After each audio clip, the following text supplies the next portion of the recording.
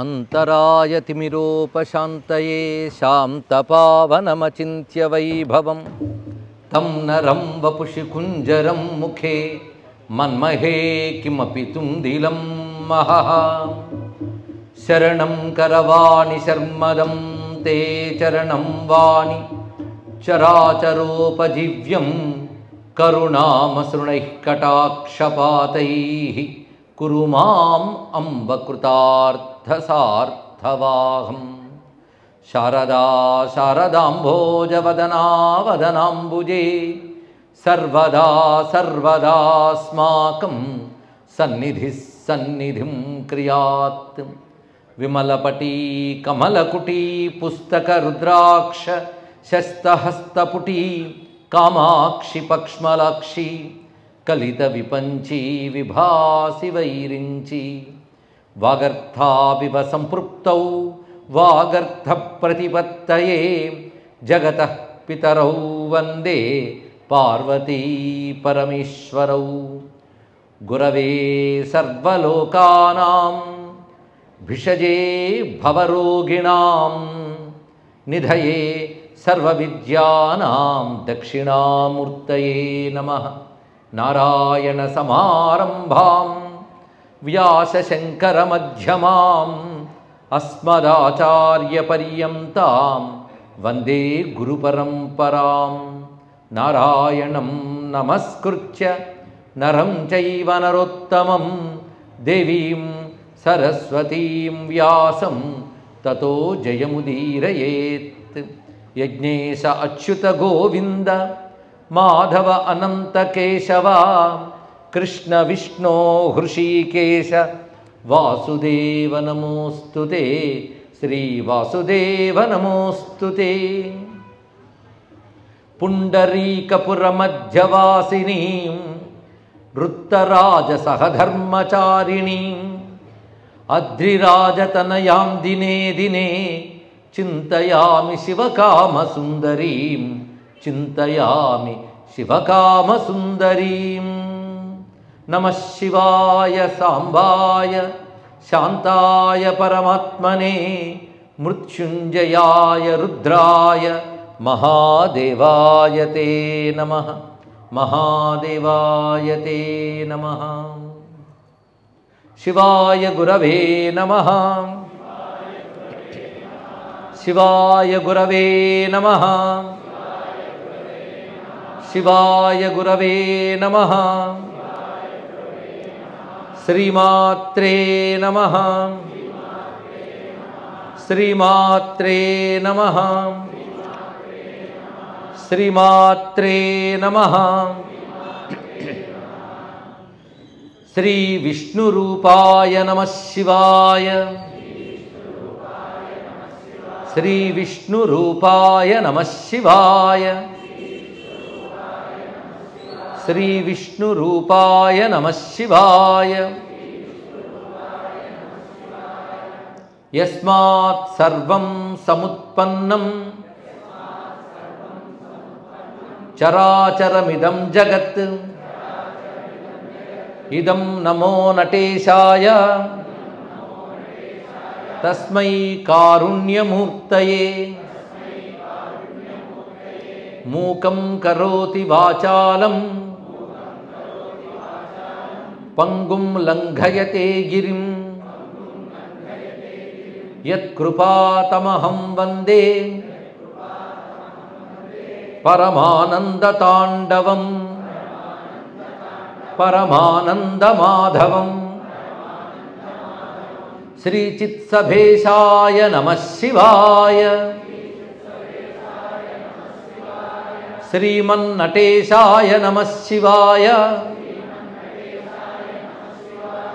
श्रीताण्डवेशाय नमः शिवाय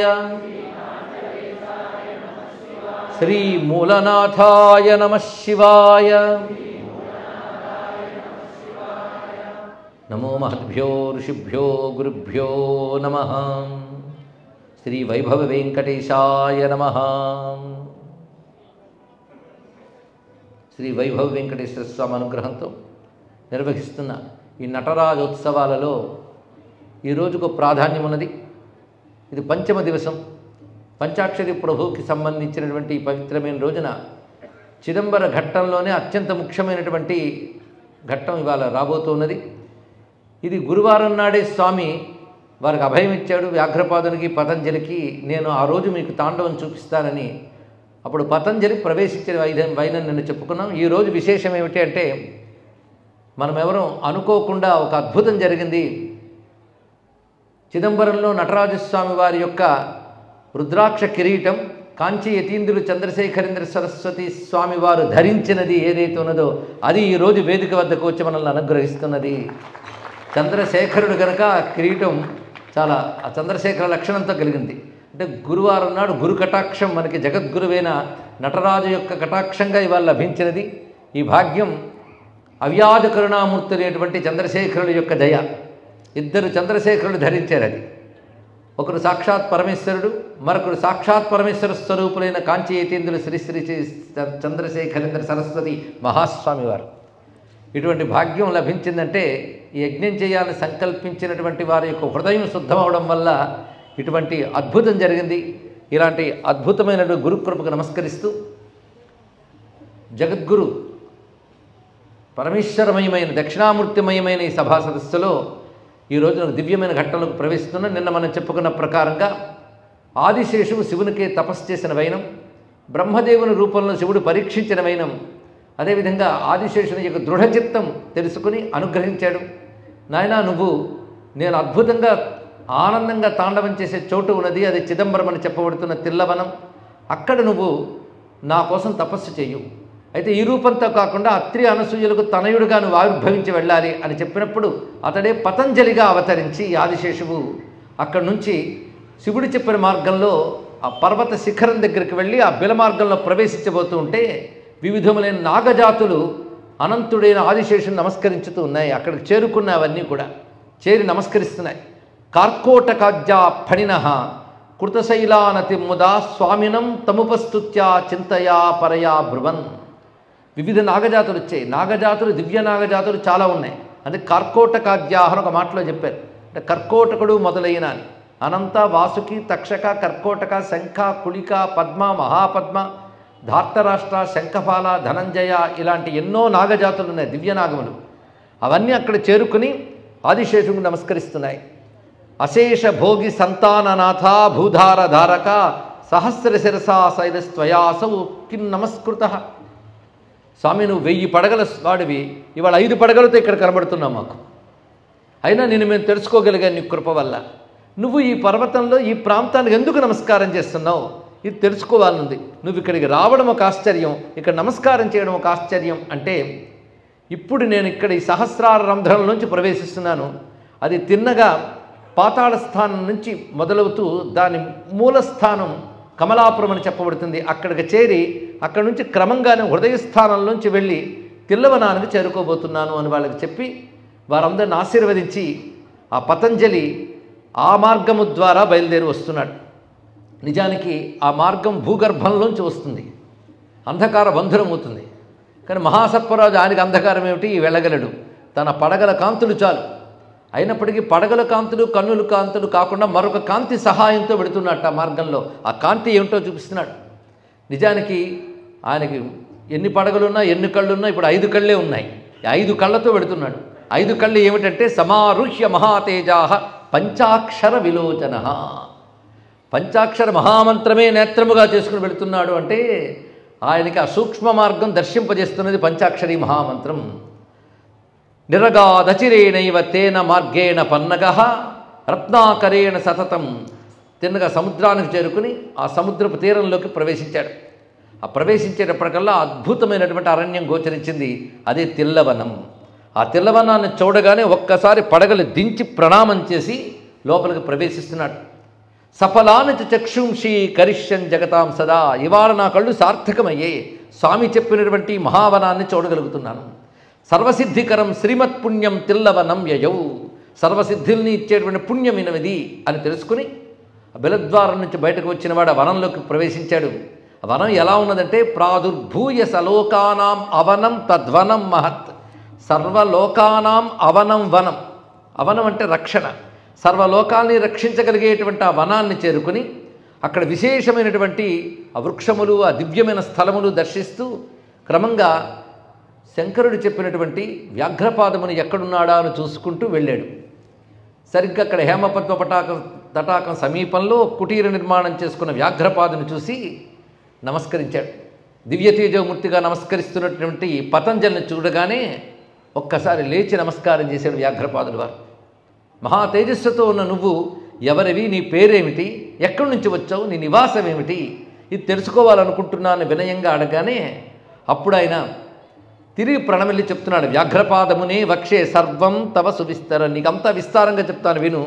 నేను సర్వభూమిని ధరించేటువంటి ఆదిశేషుని యొక్క స్వరూపాన్ని. యో ధత్తే సకలాం పృథ్వీం సశైల వనసాగరాం తం మాం అనంతం త్వం విద్ధి సాక్షాత్ విశ్వంస సంభవం. విశ్వంసతో సంభవించినటువంటి అనంతుణ్ణి నేను మధుసూదనుడికి తల్పముగా ఉన్నటువంటి వాడును. దేవదారు వరంలో శివుడు నాట్యం చేసిన వైనాన్ని నా స్వామి వర్ణిస్తే పరవశించి అది చూడాలని తకతకలాడితే నారాయణ ఆజ్ఞతో నేను తపస్సును ఆచరించాను. ఈ తపస్సులో మొట్టమొదటి శివుడు మాయ చేశాడు. బ్రహ్మరూపంలో కర్మని నన్ను పరీక్ష పెట్టి నా హృదయాన్ని బయటకు తెలుసుకుని అటు తర్వాత తన దివ్య రూపాన్ని దర్శింపజేసి దయతో నా శిరస్సుపై చెయ్యవేసి, నువ్వు నా నాట్యాన్ని చూస్తావు. స్థానం తిల్లవనాంతస్థం అస్తి సాగర పార్శ్వత. తిల్లవనం అనేటువంటిది సముద్ర తీరంలో ఉన్నది. అక్కడ మధ్యందిన మహర్షి పుత్రుడైనటువంటి వ్యాఘ్రపాదుడైన వాడు తపస్సు చేస్తున్నాడు. అక్కడికి చేరుకుని ఆయనతో పాటు నువ్వు తపస్సు చేయి, మీ ఇరువురికి నేను ఆనంద తాండవం దర్శింపజేస్తానని చెప్పాడయ్యా, అందుకు వెతుక్కుని నీ వద్దకు వచ్చాను అని చెప్పగానే ఒక్కసారి ఆశ్చర్యచకితుడై వ్యాఘ్రపాదుడు అక్కడ ఆనందంతో మూర్ఛితుడైపోయాడు. అంటే మైమరిచి కింద పడిపోయాడు ఒక్కసారి. ఎందుకంటే శివుడు ఆనందాన్ని చూపిస్తానని చెప్పాడు. పైగా వ్యాఘ్రపాదుడు అనే పేరు శివుడు నోటుతా అన్నాడు. ఇంకేం కావాలి? భక్తుడు పరవశం ఏంటంటే భగవంతుడి నోట తన పేరు వినబడ్డం, తలుచుకోగానే ఆనందంతో పరవశించిపోయాడు. ముమూర్ఛ పరమానంద పులకాంచిత విగ్రహ. వెంటనే కొంతసేపటికి మూర్ఛ నుంచి తేరుకున్నాక వ్యాఘ్రపాదుడు అంటున్నాడు, ఏ స్వామి కటాక్షం కోసం బ్రహ్మాది దేవతలు కూడా తహతహలాడతారో ఆ స్వామి కటాక్షం నాకు లభించింది. ఆయన కరుణా సముద్ర తరంగాల్లో ఓలాడే భాగ్యం నాకు లభించింది. ఎన్ని పుణ్యములు చేశానో ఆయన ఆనందపరసుడై ఉత్కూల ప్రమద నాగం ఆలిలింగ పునఃపునః. పొంగులెత్తుతున్న ఆనందంతో పతంజలిని గాఢంగా ఆలింగనం చేసుకున్నాడు వ్యాఘ్రపాదుడు. నా పేరు చెప్పాడా స్వామి, స్వామి నోట నా పేరు వచ్చిందా, పైగా తాండవం చూపిస్తానన్నాడా, ఎంత ధన్యుణ్ణి, ఈ వార్త తీసుకువచ్చి నీకు నమస్కరిస్తున్నానయ్యా అని చెప్తూ నాతో పాటు రా అని తీసుకువెళ్ళి ముందుగా మూలనాథుని దర్శింపజేశాడు. దగ్గరుండి వ్యాఘ్రపాదుడు పతంజలికి చూపిస్తున్నాడు. మహేశ్వరంతు తేనైవా శ్రీ మూలస్థానవాసినం సమస్త భువనాధారం చంద్రమండిత మస్తకం. సమస్త భువనములకు ఆధారస్వరూపుడు కనుక ఆయన పేరు మూలనాథ అని పేరున్నది. అలాంటి మూలనాథ మహాజ్యోతిర్లింగాన్ని చూపించి చంద్రశేఖరుడైన శివుని యొక్క కరుణ లభించేలాగా ఇరువురు కలిసి ఆరాధన చేశారు. తర్వాత స్వామికి ప్రదక్షిణ చేసిన తర్వాత తను నిర్మించుకున్న ఆశ్రమానికి తీసుకువెళ్ళి అతిథి మర్యాదలు చేసాడు వ్యాఘ్రపాదుడు పతంజలికి. ఎటువంటి అతిథి లభించాడు తనకి? సాక్షాత్ ఆదిశేషుడు అంటూ ఆనందంగా ఆతిథ్యం ఇచ్చిన తర్వాత ఇరువురు కలిసి అటు వచ్చి ఆ తటాకం దగ్గరికి వెళ్ళి, ఇది ఈ తటాకం హేమపద్మ తటాకం, దీనికి ఇటువైపు నేను నిర్మాణం చేసుకున్నాను ఆశ్రమాన్ని, ఇక్కడ నేను కూడా శివలింగ ప్రతిష్ఠ చేసుకున్నాను, ఇటు తూర్పు దిక్కున నువ్వు కూడా ఆశ్రమం నిర్మాణం చేసుకుని నీ పేరును కూడా శివలింగ ప్రతిష్ఠ చేయాలి అని కోరుకున్నాడు. అప్పుడు వ్యాఘ్రపాదుని మాటను అనుసరించి పతంజలి కూడా అక్కడికి చేరి తాను అప్పుడు ఒక తటాకాన్ని కొత్తగా త్రవ్వి దాని ఒడ్డున అద్భుతమైన ఒక కుటీరాన్ని ఏర్పరచుకుని శివలింగ ప్రతిష్ఠ కూడా చేసి అక్కడ సంతోషంగా వ్యాఘ్రపాదుడు పతంజలి కలిసి ఆరాధన చేశారు. నేటికి చిదంబర క్షేత్రంలో వ్యాఘ్రపాద ప్రతిష్ఠిత శివలింగము ఉంటుంది, పతంజలి ప్రతిష్ఠిత శివలింగం ఉంటుంది. మనం దర్శించవచ్చు ఆ చోట్లని. వాటి దగ్గర తటాకాలు కూడా ఇందులో చెప్పబడినట్లే నేడు కూడా కనబడుతుంటాయి. అలాంటి భవ్యమైనటువంటి కృత్యము చేసి ఉభయులు కూడా ఇంకా తహతహలాడుతూ తపస్సు చేస్తున్నారు. ఎప్పుడు అనుగ్రహిస్తాడా అనే ప్రశ్న వారికి లేదు. ఎప్పుడు అనుగ్రహిస్తాడో ముహూర్తంతో సహా చెప్పేశాడు. రానున్న పుష్యమాసంలో పూర్ణిమ నాడు అమృతయోగమున్న సమయంలో పుష్యమీ నక్షత్రంతో కూడిన ఆ పూర్ణిమ నాడు మధ్యాహ్న కాలంలో గురువారము నాడు నేను నా నాట్యాన్ని ప్రదర్శిస్తాను అని చెప్పాడు. కనుక ఆ ముహూర్తం వరకు వారు తపస్సు చేస్తున్నారు. భగవంతుడు ఫలానా అప్పుడని చెప్తాడు. వెంటనే ఎందుకు ఇవ్వడం అంటే ఇంకా అప్పటి వరకు తపస్సు చేయాలని చెప్పడంటే అది దానిలో ఉన్నటువంటి ఆంతర్యం. ఆ తపస్సు కూడా పూర్తి కావాలి. ఇంతవరకు చేసిన తపస్సు ఇక్కడ దాకా తెచ్చింది. ఇప్పుడు ఆ ముహూర్తం వరకు మీరు తపస్సు చేయాలని చెప్పాడు. అందుకు ఉభయులు కూడా కలిసి అక్కడ చేస్తున్నారంటే తపస్సును ఆచరిస్తున్నారు. తపస్యంతౌ నిరస్యంతౌ తాబుభౌ లోక కిల్బిషం. ఒక్కొక్క మాట ఎంత బరువుగా చెప్తున్నాడు వ్యాసదేవులు వారు. వారు ఉభయులు తపస్సును ఆచరిస్తుంటే వారు ఉభయులు తపస్సుల వల్ల లోకాల్లో ఉన్న పాపాలు పోతున్నాయట. ఎంత గొప్ప మాట చెప్పాడు. మహాత్ముల తపస్సు పరిసరాల్లో ఉన్న పాప సంస్కారాలను కూడా పోగొడుతుందండి. అంటే ఎంతమంది తపస్సులు ఎక్కువైతే ప్రపంచం అంత బాగుపడుతుంది తెలుసుకోండి. ఇక్కడ కబుర్లతో బాగుపడదు, తపస్సుతో బాగుపడుతుంది. అందుకే తపస్వి జనాలకు ఎందుకు మనం నమస్కరించాలంటే వాళ్ళ తపస్సు లోకాన్ని రక్షిస్తుంది, మహాత్ముల తపస్సు రక్షిస్తుంది. అందుకే వారి యొక్క తపస్సు సమస్త లోకముల యొక్క కిల్బిషాన్ని పోగొడుతుంది. అలాంటి తపస్సును ఆచరిస్తున్నారు. మూలస్థానం వద్ద ఉంటూ వారు ఆ తపస్సును చేస్తూ కాలం గడుపుతుంటే ఆ చుట్టూ అరణ్యంలో ఉన్న మృగములకు వింతగా వచ్చి చూస్తున్నాయట. ఎందుకంటే వాళ్ళకి ఎంతవరకు వింత మృగం కనబడింది. పులిపాదాలు పులి చేతులు ఉన్నటువంటి ఒక రంగాన్ని కనబడగానే ఇలాంటి జంతువు ఎక్కడ కనబడలే. పులులు చూసాం, సింహాలు చూసాం, ఈ జంతువు ఏమిటో మొట్టమొదటి వచ్చి చూశాయి. తర్వాత అర్థం చేసుకుని నేను మహర్షి అని క్రమంగా అంటే స్నేహం ఏర్పడింది. అంటే క్రూర జంతువులకు కూడా మహాత్ములతో తపస్సులతో స్నేహం ఉంటుంది. చనువుగా వచ్చేసేవి ఆశ్రమం వద్దకు కూడా. ఇప్పుడు చనువుగా రావడానికి భయపడుతున్నాయి. ఎందుకంటే పాము రూపం వాడు కనబడుతున్నాడు. ఇప్పుడు కొత్తగా వచ్చాడు ఈయనెవడు. ఈ పాము రూపం వాడెవడా అని కొంచెం చూసి భయపడుతూ ఉన్నాయి జంతువులు. కొంతకాలానికి అర్థం చేసుకున్నాయి ఈయన కూడా మరొక తపస్వి అని, ఆయనతో కూడా స్నేహం మొదలుపెట్టే అన్నారు. అంటే ఆ తపస్వి జనులు మొత్తం అరణ్యంలో ఉన్నటువంటి సమస్త జంతువులకు కూడా మిత్రులైపోయారు. వ్యాఘ్రరూపీ పురే తస్మిన్ వసత్యేవ మహాముని పునరన్య సమాయాత ఫణిరూప అధునాముని. ఇప్పుడు కొత్తవాడు వచ్చాడు అనుకున్నప్పటికీ తేనాపి మునినా సాకం ఆపుహు కాలేన మిత్రతా. క్రమంగా కాలంతో వారికి మిత్రులైపోయారు. పైగా వీరుభయులు మహాతపస్సులు ఉన్నారన్న వార్త తెలిసి అనేక మంది మహర్షులు అనేక ప్రాంతాల నుంచి వచ్చి వీరికి ప్రణమిల్లారు. స్వామి వీరుభయులు ఇక్కడ తపస్సును ఆచరించడానికి కారణం ఏమిటి అనగానే మనందరం ఆ మూలస్థానేశ్వరుడి దయవల్ల ఇక్కడ చేరుకున్నాం. ఇక్కడ తపస్సు చేయడం అమోఘమైన ఫలాన్ని ఇస్తుంది అని చెప్తే 3000 మంది మహర్షులు అక్కడికి చేరుకున్నారు. వారందరితో వీరు తపస్సు కారణం కూడా చెప్పేశాడు. స్వామి నాట్యాన్ని చూపిస్తానన్నాడు. అందుకోసం మేము తపస్సు చేస్తున్నామంటే మేము కూడా తపస్సు చేస్తాం మీతో పాటు. అంటే తపస్సు చేయండి, కానీ ఈ సమీపంలో మీ స్థానాలు ఏమున్నాయి అక్కడ తపస్సు చేయండి. ఆ ముహూర్త సమయంలో మీరు ఇక్కడికి రండి. పై ఎక్కడ చేస్తానో కూడా ఆయన చెప్పాడు నాకు. సరిగ్గా మూలస్థానేశ్వరుడు ఎక్కడ, ఆ శివగంగ ఎక్కడో దాని దక్షిణ తటం వైపు ఒక అంబరమని ఉంటుంది, అక్కడ చేస్తానని చెప్పాడు. మనందరం కూడా ఆయన చెప్పిన ముహూర్తం వరకు మన ఆశ్రమాల్లో తపస్సు చేసుకుని ఆ సమయానికి అక్కడ వెళ్ళాలి. ఆయన ముహూర్తం చెప్పడానికి కారణం ఏంటంటే ఆయన చెప్పిన దగ్గర నుంచి ముహూర్తం వరకు మనం దీక్ష వహించాలని స్వామి యొక్క ఉద్దేశము. అంత దీక్ష వహించి తపస్సు చేస్తే కానీ దర్శనం రాదు. అంతేగాని ఎలాగో గురువారం నాడు వస్తాను నాట్యం చేస్తున్నాను కదా అప్పుడు నిద్రలేద్దామని పడుకోవడం కాదు, అంతవరకు తపస్సును ఆచరించాలని. అలా కఠోరమైన తపస్సును ఆచరిస్తున్నారు. ఇలా ఉంటూ ఉండగా రేపు ఇంకా గురువారం వస్తుందనగా బుధవారం ఉదయం వాళ్ళకు కలిగినటువంటి ఆ కుతూహలం తహతహ చూడాలండి. వాళ్ళు ఎలా ఉన్నారు అంటే అంతవరకు ఆనందంగా ఒక అమృతపానం చేస్తూ ఉన్నట్ట. ఏమిటో అమృతం అంటే సుధాక్షీరేక్షు సదృశం. అమృతము, చెరకు రసము, తియ్యని ఆవు పాలు, వీటి రుచి కూడా సరిపోనంత అద్భుతమైన ఒక రుచికరమైన అమృతం వాళ్ళు పానం చేస్తున్నారు. ఏమిటో అమృతం అంటే పంచాక్షరమయం రసం. శివపంచాక్షరి అనబడేటువంటి రసమయమైన అమృతాన్ని పానం చేస్తున్నట్ట. రుచికరమైన మంత్రాన్ని ఆస్వాదిస్తున్నారు. పైగా పాయం పాయం భృజం తృప్తే మునిద్వంద్వే తపస్యతి. ఆ మంత్రజపం చేస్తూ అమృతపానం చేస్తున్నంత ఆనందంగా తపస్సును చేస్తున్నారు. ఇలా జరుగుతూ ఉండగా దినే తస్మిన్ సమాయాతే, ఆ రోజు వస్తుంది. వస్తున్నప్పుడు వాళ్ళ తహతహ ఎలా ఉందంటే ఎప్పుడు ఆ గురువారం వస్తుంది, ఎప్పుడు శివదర్శనం పొందుతామన్న తహతహ. ఆ తపనని వర్ణిస్తూ ఉన్నారు ఇక్కడ వ్యాసుల వారు. యథా క్షుధా పరిక్లాంతా ధేనూనామివ తర్ణకా చాతకాయవ మేఘానాం ఆగమం గగనాంతరే.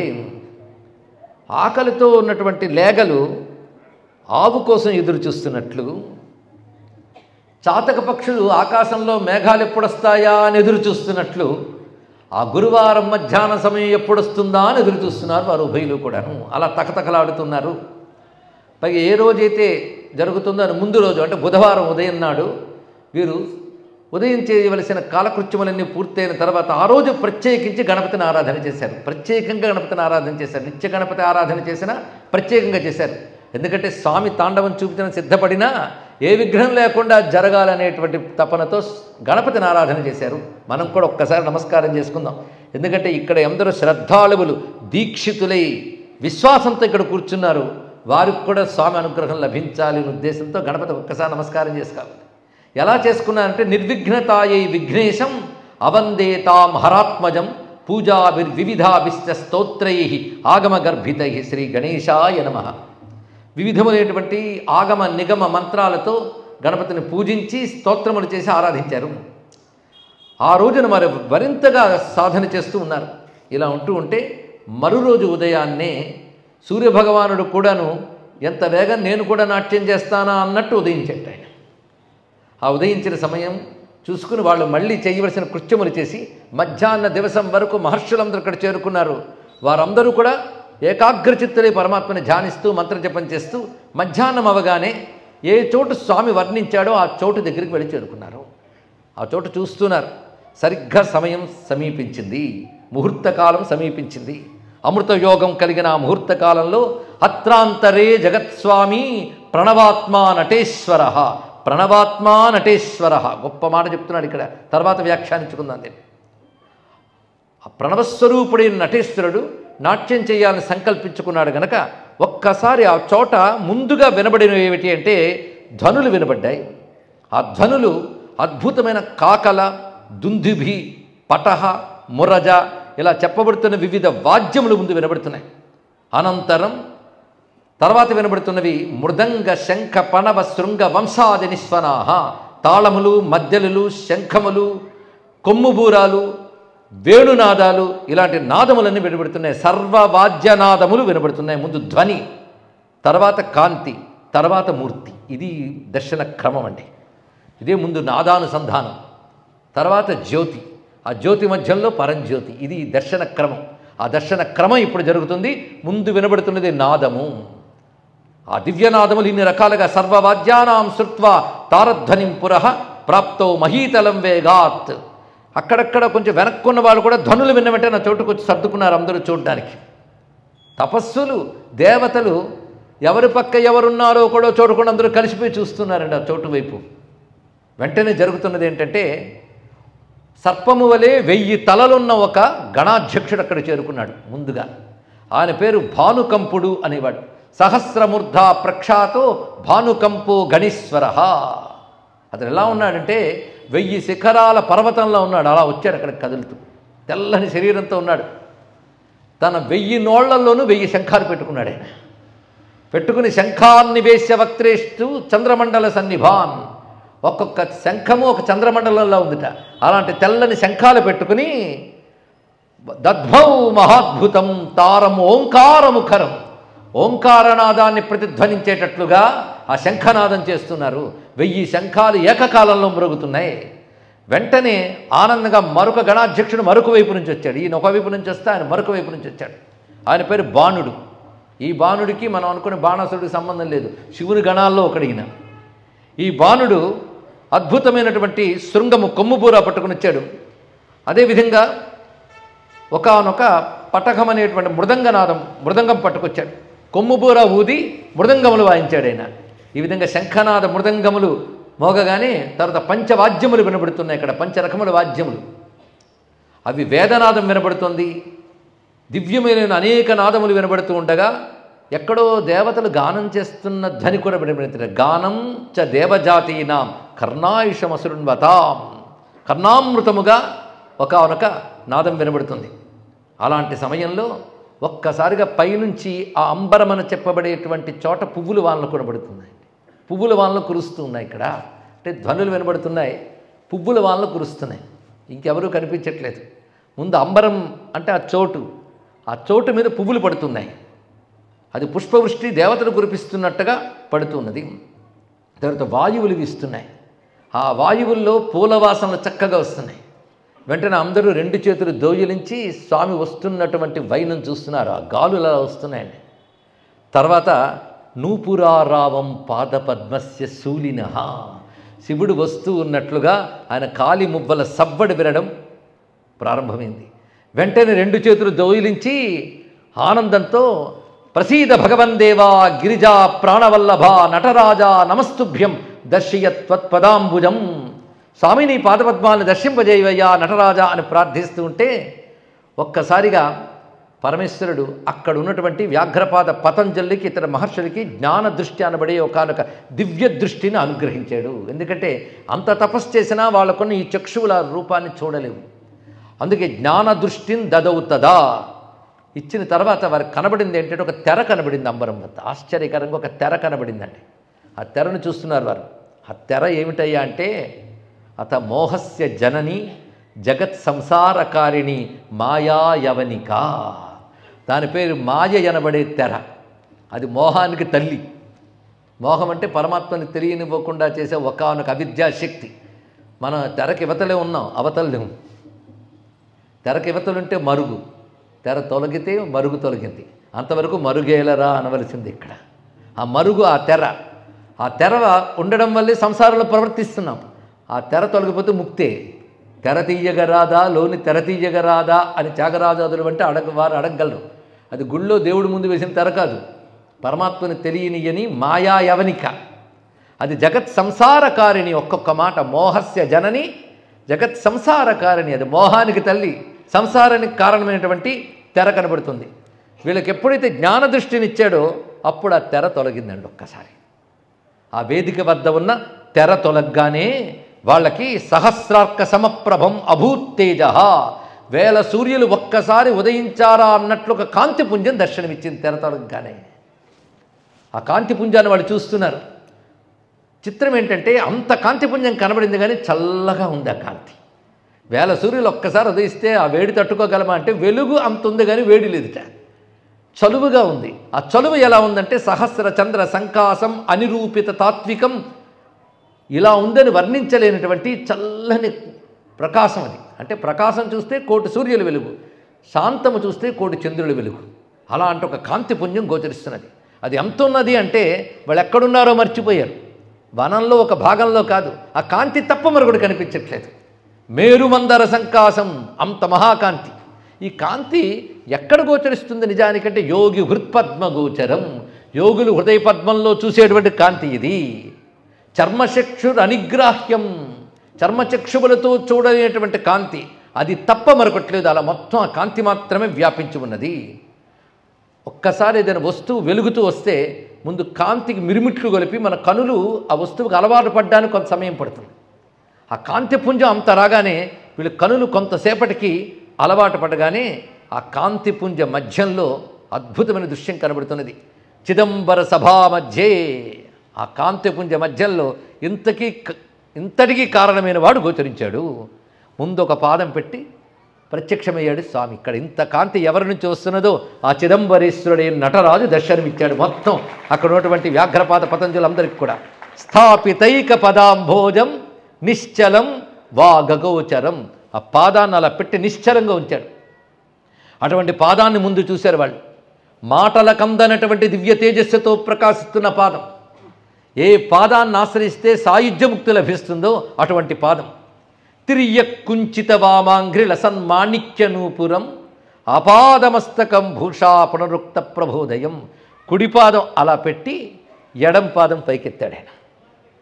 ఎడం పాదం పైకెత్తి కొంచెం వంచి ఇలా తగులక ఎత్తి ఉంచి ఇంపుగా కాసింత వంచి అలరు తమ్మి విరిని వించి అద్భుతమనిపించి గోచరించింది ఆ పాదం. భూమికి తగలకుండా పైకెత్తినటువంటి ఆ పాదం వికసించిన ఎర్రని కమలంలో ఉంది. ఆ చాచిన పాదాన్ని కొంచెం వంచాడు. ఆ కుంచితం అంటే వంచి ఉంచుట అని అర్థం. అది కుంచిత పదము, కుంచితాంఘ్రి అని చెప్తారు దాన్ని. ఎడం పాదం అలా పెట్టి ఉంచాడు. శరీరంలో అనేక అలంకారములు ఉన్నాయి.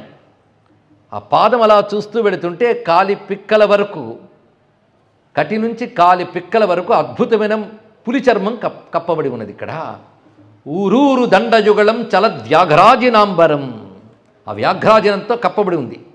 ఆ కటి దగ్గరికి వచ్చేటప్పటికల్లా వడ్డాణంలాగా ఒక సర్పం చుట్టబడి పడగెత్తుంది. ఇక్కడ ఫణామణి ప్రభాహారి కటిసూత్ర సముజ్వలం, కళ్ళకు కట్టేటట్లు మంత్ర సమానమైన శ్లోకాలను ఇస్తున్నారు. ఇక్కడ కటిసూత్రం ఒక మహాసర్పం.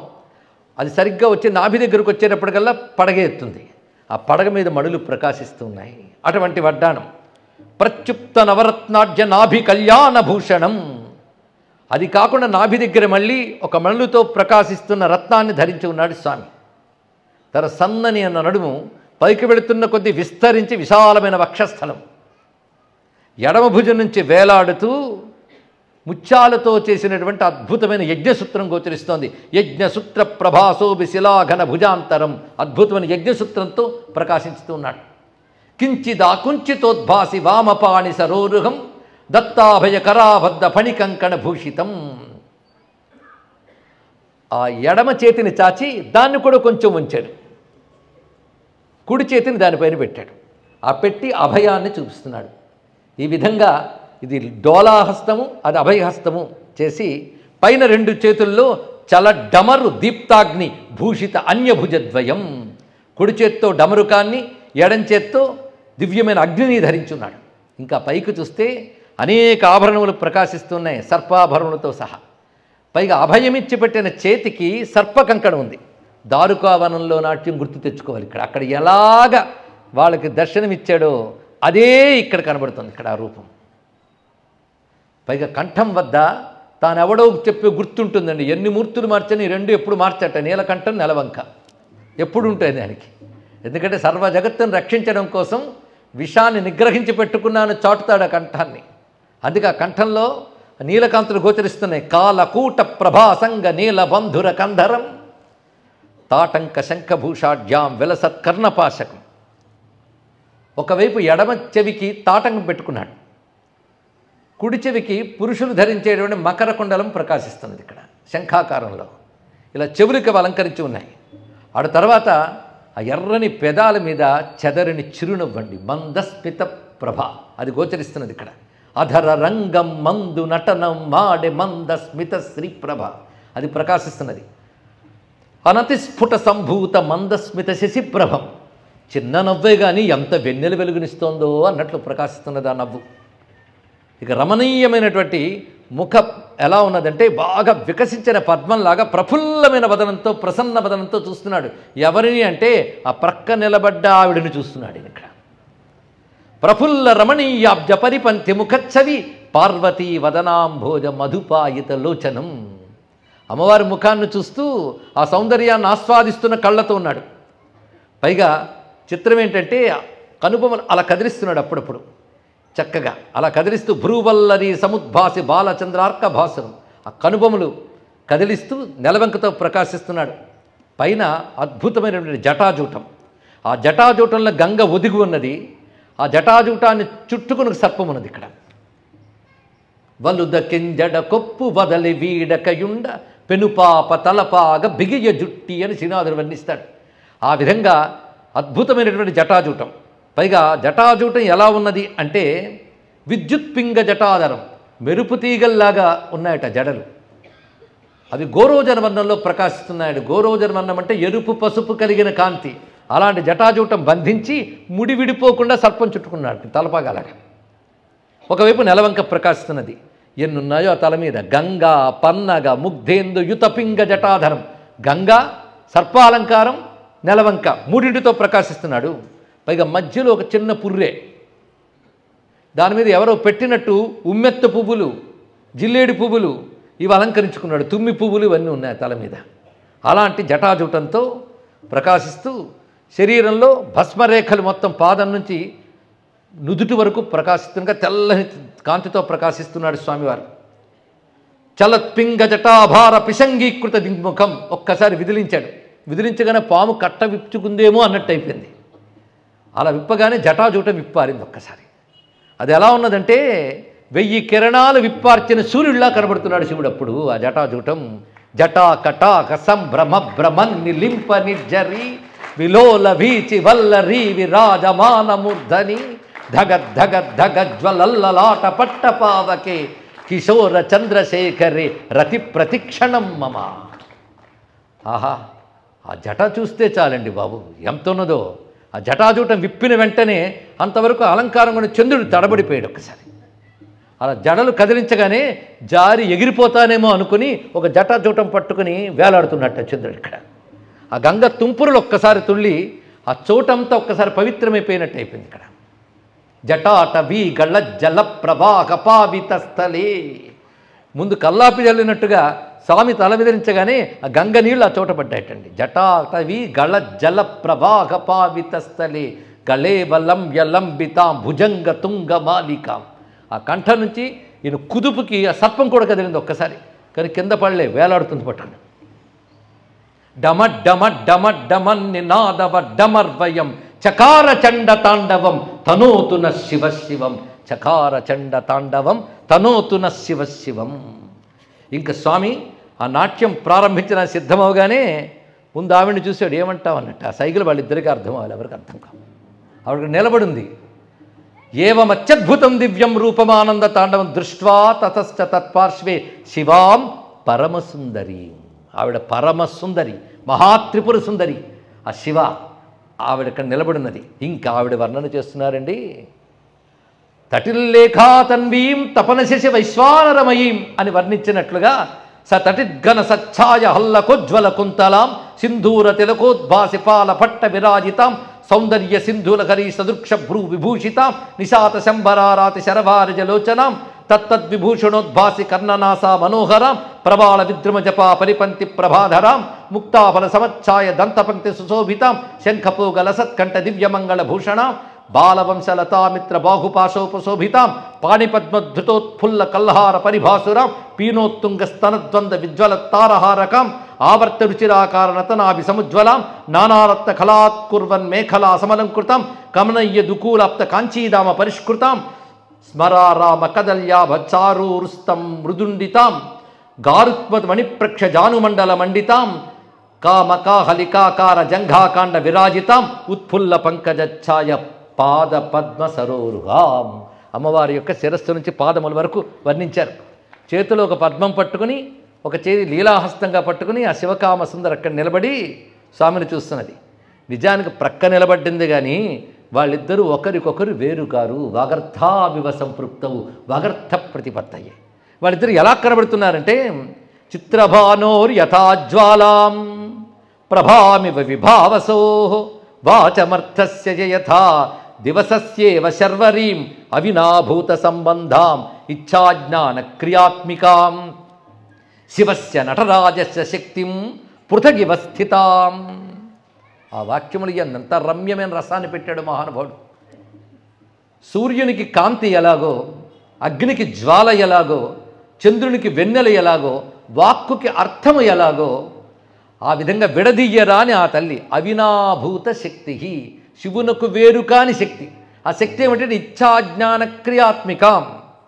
వేరు కాని శక్తి అయినా వేరు అయినట్లు ఆయన నాట్యం చూడడం కోసం ప్రక్కకు వచ్చి నిలబడినట్లు నిలబడి ఉన్నది ఆ తల్లి. నిలబడ్డ తర్వాత ఆమె చూపులు వర్ణిస్తున్నాడంటే ఆనందించగలిగే హృదయం ఉండాలి కానీ అడుగడుగు ఆనందమే. మరి ఆనంద తాండవం కదా. అంకూరయద్భిక్కందర్పమానంద ప్రతిపాదకై సదర్పై లలితై మందై అలసై అవలోకనై అనాదినిధర్మ శంభుం అంతికస్థం మహేశ్వరం ఆనందపారవశ్యేన నాటయంతీం నిరంతరం. శివుణ్ణి ఎప్పుడూ నాట్యం చేయించే చూపులుట కదలకుండా ఉన్న శివుణ్ణి కదిలిస్తున్నాయి. స్థాణువును కదిలించే శివ చైతన్య రూపిణివమ్మ మదనారి మదికరగించిన మధురానురాగిణివమ్మ. ఆ చూపులు ఎలా ఉన్నాయంటే నిశ్చలుడైన శివుడిలో అనురాగాన్ని ఉదయింపజేసే చూపులవి. సదర్పై ఆ చూపులు దర్పం ఉందిట. అమ్మవారికి కాకపోతే ఎవరికి ఉంటుందండి దర్పం? గర్విత గానలోలుప మహారాణి ఆవిడ మించి మరో శక్తి లేదు. అందుకే చూపుల్లో శివుని హృదయంలో అనురాగం మొలకెత్తించే లక్షణం ఒకటి ఉన్నది. రెండవది దర్పం కనబడుతుంది. మూడవది లలితై లాలిత్యం కనబడుతుంది. మందై మెల్లని చూపులు. అలసై పైగా ఎలా ఉన్నాయంటే సుందరముగా ఉంటూ ఆ నెమ్మదిగా ఉన్నటువంటి చూపులు. అలాంటి అవలోకనములతో చూస్తున్నది. పైగా ఈ భావములని ఇతరులు గుర్తించలేని చూపులుట. ఆయనకి అర్థం అవ్వాలి ఆ చూపుల్లో భావం. అలాంటి చూపులతో చూస్తున్నది. ఎవరిని అంటే అనాది నిధనం శంభుం అంతికస్థం మహేశ్వరం. ఎవడికి ఆది మధ్యాంతములు లేవో, ఎవడు సమీపంలో నిలబడి ఉన్నాడో ఆ మహేశ్వరుని చూస్తున్నది. ఆ చూపులకి అంత శక్తి ఉందంటే ఆయన చేత విశ్రాంతి లేకుండా నాట్యం చేయించగలిగే శక్తి ఆ చూపులకు ఉన్నదయ్యా అన్నాడు. అఖర్వ సర్వ మంగళ కళాక దంబ మంజరి రసప్రవాహ మాధురి విజృంభణ మధువ్రతం. అలా చూస్తూ ఉంటే ఆ చూపుల్ని ఈయన చూశాడు. ఇద్దరు చూపులు కలుసుకున్న వైనాన్ని ఎంత చక్కగా చూపిస్తున్నాడు ఇక్కడ. ఇద్దరు చూపులు ఎలా ఉన్నాయంటే ఇద్దరు చూపులు కలిపి ఏకలక్షణములు వర్ణిస్తున్నాడు. ఇంతవరకు అమ్మవారి చూపులను వర్ణించాడు కదా. ఉభయుల యొక్క వీక్షణముల యొక్క ఏకలక్షణం అది సాకూతై మధురై స్మేరై సాచీకృత విలాసిభి తదీయైర్మిశ్రయంతీం స్వానాలోకానపి లోచనై. అవి సాకూతములు. సాకూతములంటే ఏదో అభిప్రాయాన్ని దాచుకున్నట్లున్నాయట ఇద్దరు చూపులు. అభిప్రాయ గర్భితం అనర్థం. సుందరముగా ఉన్నాయి, మధురంగా ఉన్నాయి, చూపుల్లో చిరునవ్వులు తొణికిసలాడుతున్నాయి, పైగా అన్ని విలాసాలు అందులో కనబడుతున్నాయి. అలాంటి చూపులు చూడగానే శివకామాం మహాదేవీం త్రైలోక్య జననీం శివాం ఆవిర్భూతాం సభేశేన. ఆ శివుడు ఆమె ఏకకాలంలో అక్కడ ప్రత్యక్షమయ్యారు. ఒకరి తర్వాత ఒకరు కాదుట. సభేశ్వరుడితో పాటు వచ్చినది. ఎందుకు వచ్చిందయ్యా అంటే జగన్మంగళ హేతవే. అలా కనబడగానే ఒక్కసారిగా వారు తహతహలాడుతూ నాట్యాన్ని చూస్తున్నారు. ఆ నాట్యాన్ని చూస్తున్న వాళ్ళ స్థితి ఎలా ఉన్నదంటే బాగా దప్పికున్నవాడు మంచినీటిని చూసినట్లుగా, ఆకలితో ఉన్నవాడు అద్భుతమైనటువంటి ఆహార పదార్థాలను చూసినట్లుగా, కటిక పేదవాడు పెన్నిధిని చూసినట్లుగా వారు ఆ తాండవాన్ని చూస్తున్నారు. అది సంసార భేషజం, సంసార రోగాన్ని పోగొట్టేటువంటి అద్భుతమైన తాండవాన్ని దర్శిస్తున్నారు. ఏమానందము భూమి తలమున, ఏమానందము భూమి తలమున శివ తాండవమట శివలాస్యం బట. భూమి యందు కనబడుతుందయ్యా ఈ తాండవం అంటున్నారు పుట్టపర్తి నారాయణాచార్యులు వారి శివతాండవంలో. ఎంత అద్భుతంగా దర్శింపజేస్తున్నారు. ఇప్పుడు వారి వాక్కుల సహాయం కూడా చూసుకుంటూ మనం ప్రవేశించాలి ఇక్కడ. ఏమానందము భూమి తలమున శివ తాండవమట శివలాస్యం బట అలలై బంగరు కలలై పగడపు పులుగుల వలె మబ్బులు విరిసినయవి శివతాండవమట శివలాస్యం బట. వచ్చిరి ఏము వియచ్చర కాంతలు జలదాంగనలై విలోకించుటకు శివలాస్యం బట. ఏమానందము ఏమానందము పలికెడు నవి పక్షులు ప్రాబలుకులో కలహైమవతి విలసన్ను పుర నినాదములకు అనుకరణంబులో. అదిగో ఈ సమయంలో పక్షులు కిలకిలలాడుతున్నాయి. అవి కిలకిలల తొలి పలుకుల వేదముల నాదముల లేక అమ్మవారి పాదాల మువ్వల సవ్వుడలకి అనుకరణములా ఏమిటా అర్థంలో వినబడుతున్నాయి. అద్భుతమైనటువంటి విషయం ఇది. పరమేశ్వరుడు వచ్చి నాట్యం చేస్తున్నాడు. అక్కడగో మృగములు చూడండి ఆనందాశ్రులు రాలుస్తున్నాయి. అలా మృగములు కన్నుల బాష్పమ్ములు విడిచెడునందుకు మృగములు పక్షులన్నీ చూస్తున్నాయి. వాటి కళ్ళ ఆనంద బాష్పములు ఎందుకు వస్తున్నాయి? విశ్వేశ్వరునకు అడుగులు కడుగుటకై పాద్యంబో గుసగుసమని ఈ కిసలయములు సమ్మదపూరముగా మటలాడినది ఏమున్నది లోకేశుని నాట్యమే. అదిగో ఆ చిగుళ్ళు గుసగుసలాడుతున్నాయి. ఏమంటావు? నాట్యం గురించి మాట్లాడుకుంటున్నాయి. ఓహో ఓహో ఊహాతీతంబి ఆనందం విలాతలంబున ఏమానందము భూమితలమున. ఇంకా స్వామి నాట్యం ప్రారంభిస్తున్నాడండి.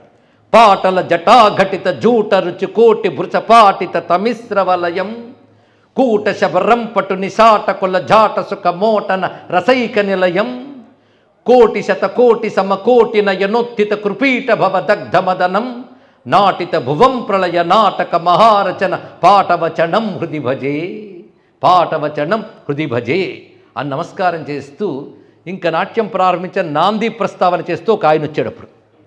ఎందుకంటే శివనాట్యం అంటే తేలిక అండి, ఎందరు సిద్ధం కావాలి కనుక ఆయన అమ్మవారిని చూసి ఇంకా నేను నాట్యానికి సిద్ధం అన్నట్టు చెప్పగానే ఇదిగో శివుడు నాట్యం చేయబోతున్నాడు, ఎక్కడి వారు అక్కడ కూర్చోండి కదలకండి అంటూ ఒక ఆయన వచ్చాడు.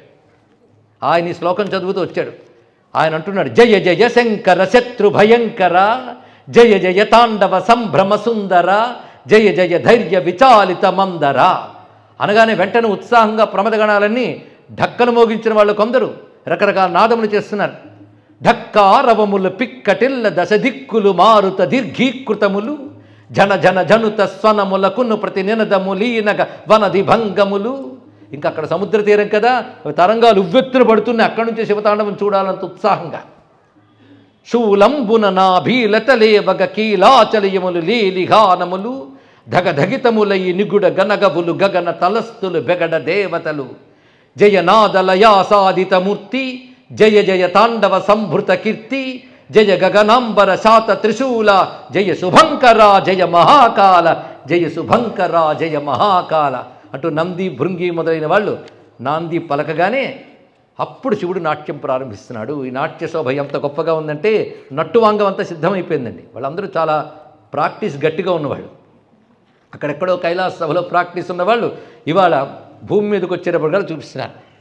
అమ్మవారు అలా నిలబడి ఎంతసేపు చూస్తుంది, సింహాసనం మీద కూర్చోబెట్టారు చెలికత్తెలు తీసుకొచ్చి. రత్న సింహాసనే స్వామిని వేశ్యప్రియాం భూషణైర్భూషితాం తాం భవానీం పురః కామముజ్జన్ముఖ శ్రీ ప్రదోషోత్సవే సన్ననర్తస్వయం శ్రీ భవానీపతి సన్ననర్తస్వయం శ్రీ భవానీపతి. ఇప్పటి వరకు పుట్టపర్తి నానాచార్య మాటల సాయం తీసుకుంటే ఇప్పుడు అప్పయ్య దీక్షితుల వాక్యాల నుంచి శివతాండవం చూస్తున్నాం. ఎవరి మాటలు అయితే ఏముంది, అంతా తాండవమే. ఆ తాండవ దర్శనం చేస్తున్నాం. రత్నసింహాసనంలో తన ప్రియమైన శివకామ సుందరిని కూర్చోబెట్టి ఆవిడ చూపులతో ప్రేరణ పొంది ఉత్సాహంగా నాట్యం ప్రారంభించాడు స్వామి. చూస్తున్న ప్రేక్షకులు ఎలా ఉన్నారంటే, నేను తపస్విని, నువ్వు దేవతవి, ఎవరి పక్కన ఎవరు కూర్చోాలి అన్నీ మర్చిపోయారండి. వాళ్ళ శరీరపు ఉనికిని వారు మర్చిపోయారు. ఇక్కడ ముందు వరుస ఎవరు, వెనక వరుస ఎవరు, ఎవరి ప్రయారిటీస్ ఏమిటి, ఎవరు గొప్పవాళ్ళు, ఎవరు తక్కువ వాళ్ళు అన్నీ మర్చిపోయారు. అంతా ఒకే శివం. అందుకే తాపసాంతరా దేవత దేవత దేవతాశ్చాంతరా తాపసా ఏవమాదృత్య వాగీశ్వరాధిస్థితౌ సన్ననర్తస్వయం శ్రీ భవానీపతి.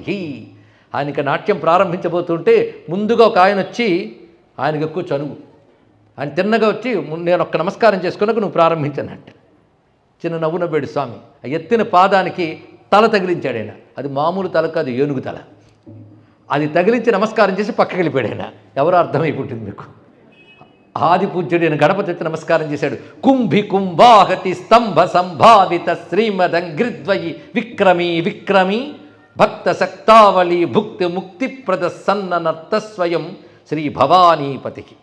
వెంటనే నాట్యంలో అలా తల విదిరించగానే త్వంగదుత్తుంగ రంగద్వరాంగోద్ధత మంద మందాకిని బిందుభిర్వ్యాప్యకం చారు విందత్సు సంస్ఫారతారాకృతి సన్ననర్తస్వయం శ్రీ భవానీపతికి.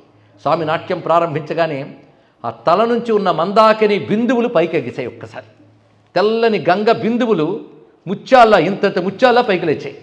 ఆ సమయంలోనే చిత్రం ఏంటంటే, దేవతలు కల్పవృక్ష కుసుమాలు మాలలల్లి స్వామి అంత ఎత్తునుంటే అందించలేక విసిరేట పువ్వులు. ఆ పువ్వులు ఈ మాలలు మందులో కల్పవృక్ష కుసుమాలు కనుక తెల్లగా కనబడుతున్నాయి. ఆ తెల్లని కల్పవృక్ష కుసుమాలు ఈ పైకి ఎగజిమ్మినటువంటి గంగ బిందువుల తెల్లదనం చూసి మన ఇద్దరం ఒకేలా ఉన్నామని వాటి ముట్టుకోవడానికి పైకి వెళుతున్నాయి. వీటిని ముట్టుకోవడానికి గంగ బిందువులు కిందకు వస్తున్నాయి. రెండూ కలిసి పడ్డాయి. అక్కడ దేవముక్తాగతాం కల్ప పుష్పస్రజంద్రాక్షవర్ణం సమాలింగితుం మస్తకాత్ ఉత్పతత్యాదరాత్ గంగ బిందుత్కరే సన్ననర్తస్వయం శ్రీ భవానీపతి. ఇంకా తర్వాత నట్టువాంగలు ఎవరెవరు కూర్చున్నారు, ఎవరెవరు ఏం చేస్తున్నారు. కొంతమంది అప్పుడు ఢక్కలు మొదలుపెట్టారు. తక్కతో ధిక్కతౌ తౌ తథా తైతై తొంగ ధన్మాంగ ధిన్నర్త శబ్దాన్ముహు ఉచ్చరన్ హాస విన్యాస చంచన్ముఖం సన్ననర్తస్వయం శ్రీ భవానీపతి. తక్కతో ధిక్కతో తా తథా తైతై. నాట్యంలో జతులన్నీ ఇక్కడ చూపిస్తున్నారు. ఇంకక్కడ అద్భుతంగా వీణ పట్టుకొని వీణలో మూర్ఛనలు చూపిస్తూ, అంటే ఆరోహణ అవరోహణలు కలిసి ఒక మూర్ఛన అవుతుంది. ఆ మూర్ఛనలు ఒక్కొక్క గ్రామంలో, అంటే గాంధార గ్రామం, షడ్జగ్రామం అంటూ వివిధ గ్రామములు ఉంటాయి సంగీతంలో స్కేల్స్. అలా మూర్ఛనలు మొత్తంగా 21 మూర్ఛనలు ఉంటాయి. ఆ 21 మూర్ఛనలు సంపూర్ణంగా వినిపిస్తూ వీణ మీటుతో ఒక ఆవిడ అక్కడ కూర్చున్నారు. ఆవిడకు నమస్కారం చేసుకోవాలి. దేవీం వాచమయంత దేవా ప్రణోదేవి సరస్వతి మూర్ఛనాభిర్గిరాం దేవతాయాం సమీకృత్య తంత్రీర్నఖైర్వల్లకించ శృతి సాధు సప్తస్వరాన్ వాదయంత్యాం ముద సన్ననర్తస్వయం శ్రీ భవానీపతి. మూర్ఛనాభి గిరాం దేవత, పలుకుల తల్లి మూర్ఛనలు పలికిస్తూ వీణను మీటుతూ ఉంటే వెంటనే వేణువు అందుకున్నాడు ఒక ఆయన. ఆ వేణువు ఎంత చక్కగా ఉన్నదంటే, శుంభదారంభ గంభీర సంభావన గుంభనో జృంభణో జంభదంభాపహే లంబయత్ ఉత్కటం వేణునాదామృతం సన్ననర్తస్వయం శ్రీ భవానీపతి. నిజంగా నటరాజును తలంచుకోగానే అప్పయ్య దీక్షితుల హృదయం నాట్యం చేసి ఈ శ్లోకాల రూపంలో నాట్యం మనకు చూపిస్తుందండి. ఇక్కడ శుంభదారంభ గంభీర సంభావన గుంభనో జృంభనో జంభదంభాపహే. జంభాసురుడి దంభాన్ని పోగొట్టిన వాడి ఇంద్రుడు. ఆ ఇంద్రుడు వేణువుని తీసుకుని చక్కగా తానములతో గానం చేస్తూ ఉంటే, అంటే వేణుగానం, అప్పుడు గాత్రం అందిస్తూ ఒక ఆవిడ కూర్చుంది అక్కడే. సంభృతోత్కంఠిత కుంఠ కంఠస్వర శ్రీరమాభామిని స్ఫీత గీతామృతం విస్తృత ప్రక్రమం సుశ్రుతిభ్యాం పిబన్ సన్న నర్తస్వయం శ్రీ భవానీపతి. మహాలక్ష్మీదేవి అద్భుతమైన గీతామృతాన్ని అంటే గానం చేస్తూ ఉంటే దానిని రెండు చెవులతో తాగుతూ ఆనందిస్తున్నట్లుగా శివుడు తల కంపించాడు అక్కడ. వెంటనే దానికి తగ్గట్టుగా మృదంగం పట్టుకుని ఆయన అక్కడ కూర్చున్నాడు. దర్శయత్యాదరాద్వాదనే నైపుణ్యం సన్మృదంగస్య గోవింద మార్దంగికే తాళభేదం సహోదాహరత్యబ్జే సన్ననర్తస్వయం శ్రీ భవానీపతి. సన్ననర్తస్వయం శ్రీ భవానీపతి. ఆదరంతో మృదంగం పట్టుకుని గోవిందుడు మోగిస్తున్నాడు. ఇక్కడ నారాయణ మృదంగం మోగిస్తూ ఉంటే వెంటనే బ్రహ్మదేవుడు ఇక్కడ కూర్చొని తాళం వేస్తున్నాడు. ఇక్కడ అందుకే తాళభేదం సహా ఉదహరత్యబ్జే. అబ్జజుడు అంటే బ్రహ్మదేవుడు తాళమును చూపిస్తూ ఉండగా పరమేశ్వరుడు నాట్యం ప్రారంభించాడు. ఆ నాట్యం చేస్తున్న శివునికి నమస్కారం చేస్తున్నారు అందరూ. ధిమ్ ధిమి ధిమి శబ్దైర్బంధుర పద మందరం నటంతం తం జంఝణ జన జన రావా రంజిత మణిమండనం శివం వందే. ధిమ్ ధిమి ధిమి ధిమి శబ్దైర్ బంధుర పద మందరం నటంతం తం జంఝణ జన జన రావా రంజిత మణిమండనం శివం వందే. శివం వందే శివం వందే అని నమస్కరిస్తున్నారు. ఇప్పటికీ నటరాజు ఉత్సవాల్లో ఈ శ్లోకాన్ని చిదంబరంలో చదువుతారండి. ఇది రచించిన మహానుభావులు అప్పయ్య దీక్షితుల వారు. అటువంటి భవ్యమైనటువంటి నాట్యాన్ని చూస్తున్నారు వ్యాఘ్రపాదుడు, పతంజలి మొదలైన మహర్షులందరూ. తలపైన గంగ కదులుతూ ఉంటే గంగ అలల తోపుడికి జడలు కదులుతూ ఉంటే ఆ కదలికి చంద్రుడు కదులుతున్నాడు. తలపైన చదలేటి అలలు తాండవమాడ అలల త్రోపుడుల కృన్నెల పువ్వు కదలాడ మనసి పాలము పైన ముంగురులు చెరలాడ కనుబొమ్మలో మధుర గమనములు నడయాడ.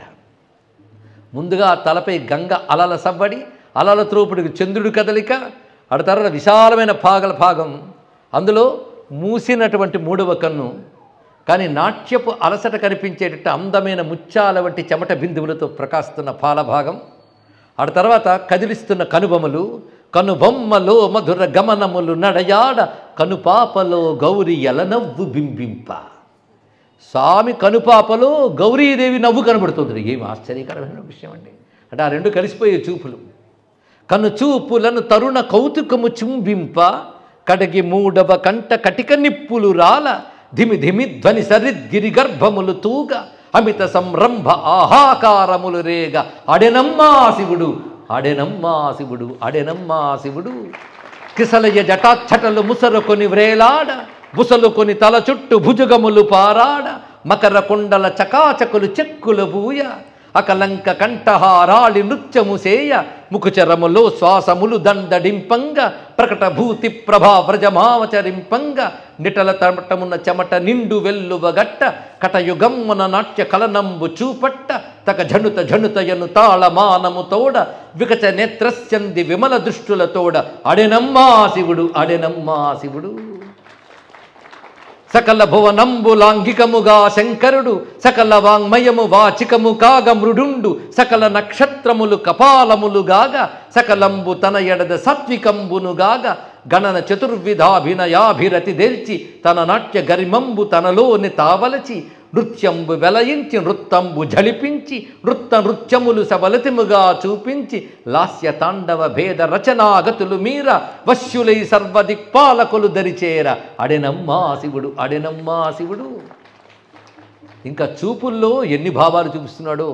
పద్మాల్లా విచ్చుకున్న చూపుల్లో ఒక ఆనందాన్ని ప్రకటిస్తున్నాడు. చూస్తున్న వారి పుణ్యాలు పండిపోయా అన్నట్లుగా చూపులు ప్రకాశిస్తూ ఉన్నాయి. అనేక శాస్త్రముల భావములు కనబడుతున్నాయి. ఒక్కొక్కప్పుడు ముడుచుకుంటున్నాడు, తెరుచుతున్నాడు భావానుగుణంగా.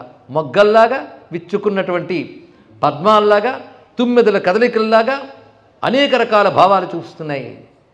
తమ్ములై ఘటితమో దమ్ములై సుకృత రూపమ్ములై శాస్త్రభాగ్యమ్ములై నవకోరకమ్ములై వికచ పుష్పమ్ములై తుమ్మెదల దమ్ములై భావమంద్రమ్ములై హావ ఫుల్లమ్ములై నూత్న రత్నమ్ములై వల్గుహాసంబులై కన్గొనల సొమ్ములై విశ్రాంతి దమ్ములై రక్తకిసలమ్ములై రక్తి చిహ్నమ్ములై తంద్రగమనమ్ములై గడగూడి కులుకు నీలపు కండ్ల తళుకు చూపులు బోయ గలుగల్లుమని కాళ్ళ చిలిపి గజ్జలు మ్రోయ అడెనమ్మా శివుడు అంగికం భువనం యస్య వాచికం సర్వవాంగ్మయం ఆహార్యం చంద్రతారాది తం వందే సాత్వికం శివం. అద్భుతమైన నాట్యం దర్శనమిస్తున్నది. సమస్త జగత్తు ఆ నాట్యంలో కనబడుతుంది.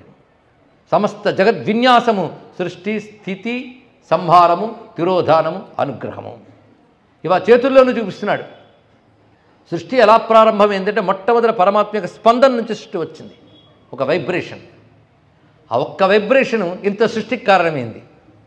నీటిలో పడిన ఒక్క రాయి వల్ల ఎన్నో తరంగాలు వస్తాయి. పరమాత్మ యొక్క స్పందన శక్తి నుంచి సృష్టి ఏర్పడుతుంది. ఆ స్పందన శక్తికి సంకేతంగా సృష్టికి సంకేతంగా డమరకం మోగింది ఇక్కడ. అలా సృష్టింపబడిన జగత్తుని రక్షించేటట్లుగా స్థితి కనబడుతుంది ఇక్కడ. కనుక డమరుకంలో సృష్టి, అభయహస్తంలో స్థితి చూస్తున్నాడు. ఈ సర్వజగత్తును లయింపజేసే శక్తి ఎడమ చేతిలో పట్టుకుని అగ్నిలో చూపిస్తున్నాడు ఇక్కడ. సృష్టి స్థితి లయ. సంసారంతో ప్రపంచంతో బంధించడం తిరోధానం, ప్రపంచం నుంచి తప్పించడం మోక్షం. ఇదే తిరోధానం అనుగ్రహం అని చెప్పబడుతుంది. సృష్టి స్థితి లయ 3 కృత్యాలు అయిపోయాయి కదా. డమరకంలో సృష్టి, అభయహస్తంలో స్థితి, అగ్నిలో లయ. ఆ భూమికి తగిలించిన పాదం ఉంది అపస్మారుడనే ధనుజుడిపై పెట్టి ఉంచాడు. వాడి పేరు అపస్మారుడు. మోహాసురుడు వాడు. సామాన్యంగా ఎన్ని పేర్లేని పెట్టుకోండి. దానిపైన ఉన్నాడు స్వామివారు. ఎందుకంటే జగత్తు వైపు తిప్పేది మోహం. అది అక్కడ అసురుడై ఉన్నాడు. దానిపైన ఉన్నాడు. అంటే అర్థం ఏంటంటే అజ్ఞానానికి ఆవలున్నాడు పరమాత్మ, అవిద్యకి ఆవల ప్రకాశిస్తున్నాడు. అదే తమస పరస్తాత్ అంటే అదే అర్థం. ఆ మూటగట్టిన తమస్సే అక్కడ ఉన్నాడు. ఎవడిగా? అపస్మారుడిగా. ఎంత భాగ్యం ఉండాలంటే వినాలంటే ముందు స్మృతి ఒంటి మీద ఉంటే వినబడుతుంది ఇక్కడ. అలాంటి అతడిపై కుడిపాదం పెట్టి ఉంచాడు. ఈ కుడిపాదం దేనికి సంకేతం అంటే తిరోధానం అనే కృత్యానికి సంకేతం. ఎడం పాదం ఎత్తిపెట్టాడు. ఇది అనుగ్రహం అనే కృత్యానికి సంకేతం. 5 పాయింట్లు గుర్తుపెట్టుకోండి. సృష్టి స్థితి సంహారము తిరోధానం అనుగ్రహం. శ్రద్ధగా విన్నారు లేదా? తిరోధానంలో గడిపోలేదు కదా. ఏవో దురదృష్టాలు రాసుంటే వెళతాయి. దానికి ఏం చేస్తాం? అపస్మారుడి మీద పెట్టి ఎడం పాదాన్ని ఎత్తిపెట్టాడు. ఎన్ని పాయింట్స్ వచ్చాయి ఇప్పుడు? 5 పాయింట్స్. ఆ చుట్టూ వలయం ఉంది. ఆయన చుట్టూ కాంతి వలయం. ఆ కాంతి మధ్యలో ఆయన ఉన్నాడు. సూర్యుడు చుట్టూ వలయం ఉండదు, అది ఆయనదే. ఆ వలయం మధ్యలో ఉన్నాడు. వలయం వృత్తం. వృత్తం అనంతానికి సంకేతం. దానికి ఏ ఆకారం లేదు. ఆ వృత్తం ఏమిటంటే ప్రణవాత్మక నటేశ. అది ప్రణవం, ఓంకార వృత్తం. అది ఆ ఓంకారంలో 5 భాగాలు ఇందులో 5 రూపాలుగా కనబడుతున్నాయి. ఆ ఉ మా బిందు నాద. ఆ ఉ మా బిందు నాద కలిసిపోతే వృత్తం. విడివిడిగా చూస్తే ఇప్పుడు ఈ చిహ్నాలు అందులో ఉన్నాడు ఆయన. ఆ అకార ఉకార మకార బిందు నాదములుగా ఓంకారం విచ్చుకుంది. ఆ విచ్చుకున్న వాటి నుంచి 5 కృత్యములు వచ్చాయి బయటికి. సృష్టి స్థితి సంహార తిరోధాన అనుగ్రహ. ఈ 5 కృత్యముల నుంచే సృష్టి నుంచి భూమి, స్థితి నుంచి జలము, సంహారం నుంచి అగ్ని, తిరోధానం నుంచి వాయువు, అనుగ్రహం నుంచి ఆకాశం. పరిశీలించండి. అకార ఉకార మకారం తర్వాత మనం చెప్పుకునే సృష్టి స్థితి లయలు. దాని తర్వాత పంచభూతములు. ఈ పంచభూతములకి పంచగుణములు ఉన్నాయి. శబ్ద స్పర్శ రూపరస గంధములు. దాని నుంచి ఏర్పడిందే సమస్త జగత్తు. కానీ ఈ పంచభూతాలకి ఈ పంచతత్వాలకి ఆధారం ఎవడో వాడు ఒక్కడే ప్రణవవాచ్యుడు. 5 చూపిస్తున్నాడు ఇక్కడ. ఈ 5కి సంకేతంగా 5 ఉన్న జగత్తంతా నేనే. 5 నన్ను చూడని చెప్తున్నాడు. ఎలా చూస్తావంటే ఒక్కొక్క దానికి సంకేతంగా ఒక్కొక్క అక్షరం. అది ఒక్కొక్క అక్షరం రాసి చూస్తే నా మ శి వా య 5 అక్షరములయ్యే. వృత్తం ఓంకారమైంది. మధ్యలో ఈ చెప్పిన బిందువులన్నీ నమశివాయ అయింది. కలిపి ఓం నమశివాయ అనే ప్రణవమంతా పంచాక్షరి విద్య శోభిల్లుతున్నది. అందుకే నమశివాయ అంటే నటేశ్వరాయ నమస్కరించవలసినదే. ఆ స్వరూపాల గోచరిస్తున్నది. ఇప్పుడు చెప్పండి, సమస్త విశ్వము శివుడి నాట్యం అవునా కదా? నువ్వు చూస్తున్న పంచభూతములు, పంచతన్మాత్రలు, సృష్టి స్థితిలయాది పంచకృత్యములు ఇవన్నీ ఆయన స్వరూపములే. అదే నాట్యంలో చూపిస్తున్నాడు. అది చూసి చిత్రముల్లా నిలబడిపోయారు అందరూ. వారు ఆనందం అవధుల్లో వ్యక్తీకరించాలనో కొంచెం బాహ్యానికి రావాలి కదా. బాహ్యానికి రాలేనంత ఆనందం అనుభవిస్తున్నారు. అది చూసి పరవశించిపోతున్నాడు పతంజలి మొదలైన వారు. సదంచిత ముదంచిత నికుంచిత పదం జల జలంచలిత మంజు కటకం పతంజలి దృగంజన మనంజన మచంచల పదం జనన భంజనకరం కదంబ రుచి మంబర వసంపర మమంబుద కదంబక విడంబక గళం చిదంబుది మణింబుద హృదంబుజ రవిం పరచిదంబర నటం హృది భజ పరచిదంబర నటం హృది భజ హరం త్రిపుర భంజన మనంత కృత కంకణ మఖండదయమంతరగితం విరించి సుర సంహతి పురందర విచింతిత పదం తరుణ చంద్రమకుటం పరంపద విఖండిత యమం భస్త మండిత తనుమదన వంచన పరం చిరంతన మముం ప్రణత సంచిత నిధిం పరచిదంబర నటం హృది భజ పరచిదంబర నటం హృది భజ అనంత నవరత్న విల సత్కటక కింకిణి జలంజల జలంజల రవం ముకుంద విధి హస్తగత మర్దళల యధ్వని ధిమిద్ధిమిత నర్తన పదం శకుంతరత వన్నిరద నందిముఖ దంతిముఖ భృంగిరిటి సంఘ నికటం సనంద సనక ప్రముఖ వందిత పదం పరచిదంబర నటం హృది భజ పరచిదంబర నటం హృది భజ అంటూ అద్భుతమైన 9 శ్లోకాలు అప్పటికప్పుడు పరవశించి పలుకుతున్నాడు పతంజలి. ఇది పతంజలి రచించిన నటేశ నవకం అనే పేరుతో చాలా ప్రసిద్ధి చెందినటువంటి రచన అండి. ఇక్కడ ఇది చిత్రం ఏంటంటే ఒక్కొక్క అన్ని శ్లోకములు ఒకే వృత్తంలో రచింపబడ్డా ఒక్కొక్క దానిలో ఒక్కొక్క గమనం కనబడుతుంది. ఆ గమనంలో శివుడు కనబడతాడు. అది దీనిలో ఉన్నటువంటి అందమంతా. పైగా చివరికంటాడు చరణశృంగరహితం అన్నాడు. ఇందులో వేటికి కాళ్ళు కొమ్ములు లేవు అన్నాడు. కాళ్ళు కొమ్ములు లేనటువంటివి రాశానయ్యా అన్నాడు. ఇక్కడ రాసిన వాడికి కాళ్ళు కొమ్ములు లేవు. ఎందుకంటే సర్పానికి కాళ్ళు ఉండవు, కొమ్ములు ఉండవు. అందుకని చెప్పిన వాటికి కాళ్ళు కొమ్ములు లేవు. మీరు జాగ్రత్తగా గమనిస్తే వీటికి ఇక్కడ కాళ్ళు లేవు, కొమ్ములు లేవు. కాళ్ళు అంటే అర్థం దీర్ఘాక్షరాలు, కొమ్ములు అంటే ఐత్వం ఓత్వం ఓ ఏ ఐ ఔ ఇవి కొమ్ములు. సంస్కృతం తెలిసిన వాళ్ళు దేవనాగర్లో అవి రాసేటప్పుడు పైకి కొమ్ములు వస్తాయి, గమనించారో లేదో. వీటిలో ఎక్కడా కూడాను దీర్ఘాలు ఉండవు, ఐత్వ ఏత్వ ఓత్వ ఔత్వములు ఉండవండి. చిత్రం మొత్తం 9 శ్లోకాల్లో ఏ పదంలోనూ పెట్టలేదు. ఏమి భాష, ఏమి సాహిత్యం! ఇలాంటి అందమైన భాష పుట్టిన భారతదేశంలో పుట్టడం మనం చేసుకున్న భాగ్యం. ఒక్కడి చెప్పమండి ప్రపంచంలో ఇలాంటి వాగ్మయం ఎక్కడైనా ఉంది? ఛాలెంజ్. ఇలాంటివి ఎక్కడా దొరకవు. అలాంటి రచనలు భారతదేశంలో సంస్కృత భాషలో దొరుకుతాయి. ఇలాంటి సంస్కృత భాష మన ఆత్మభాషగా కలిగిన భారతీయులుగా పుట్టడం మనం చేసుకున్నటువంటి భాగ్యం. ఇవి పిల్లలు నోరారా చదువుతుంటే వింటే అంత బాగుంటుందని అలాంటివి చదివించండి. అని టింకులు అంటూ వాళ్ళు ఉంటే మురిసిపోతూ ఉంటుంది కదా. ఇవి నోరారా చదివితే, పైగా చరణ శృంగరహితం అంటే సర్పం, వాడు సామాన్యుడు కాడు. సర్పగమనం అంటే కుండలిని గమనం. ఆ కుండలిని గమనశక్తి ఏదో ఇందులో ఉంది. నోరారా చదివితే మన ప్రాణశక్తి ఎంత జాగృతమవుతుందో అంత విశేషం. ఇంకా భావాలను వ్యాఖ్యానిస్తే అది పెద్ద ప్రవచనం అయిపోతుంది. ఇప్పుడు ధ్వని ప్రధానంగా విని ఆనందిస్తే సరిపోతుంది. ఇక్కడ సత్పురుషులు పూజించే పాదం అది, ఆనందం నిండినటువంటి పాదం అది, కుంచితమైన పాదం అది, మువ్వ మోగుతున్న పాదం అది, పతంజలి కళ్ళకి జ్ఞానదృష్టినిచ్చేటువంటి అంజనం వంటి పాదం అది, జనన భంజనకరం, సృష్టి జన్మ మరణము మన బంధములు తొలగించే పాదం అది.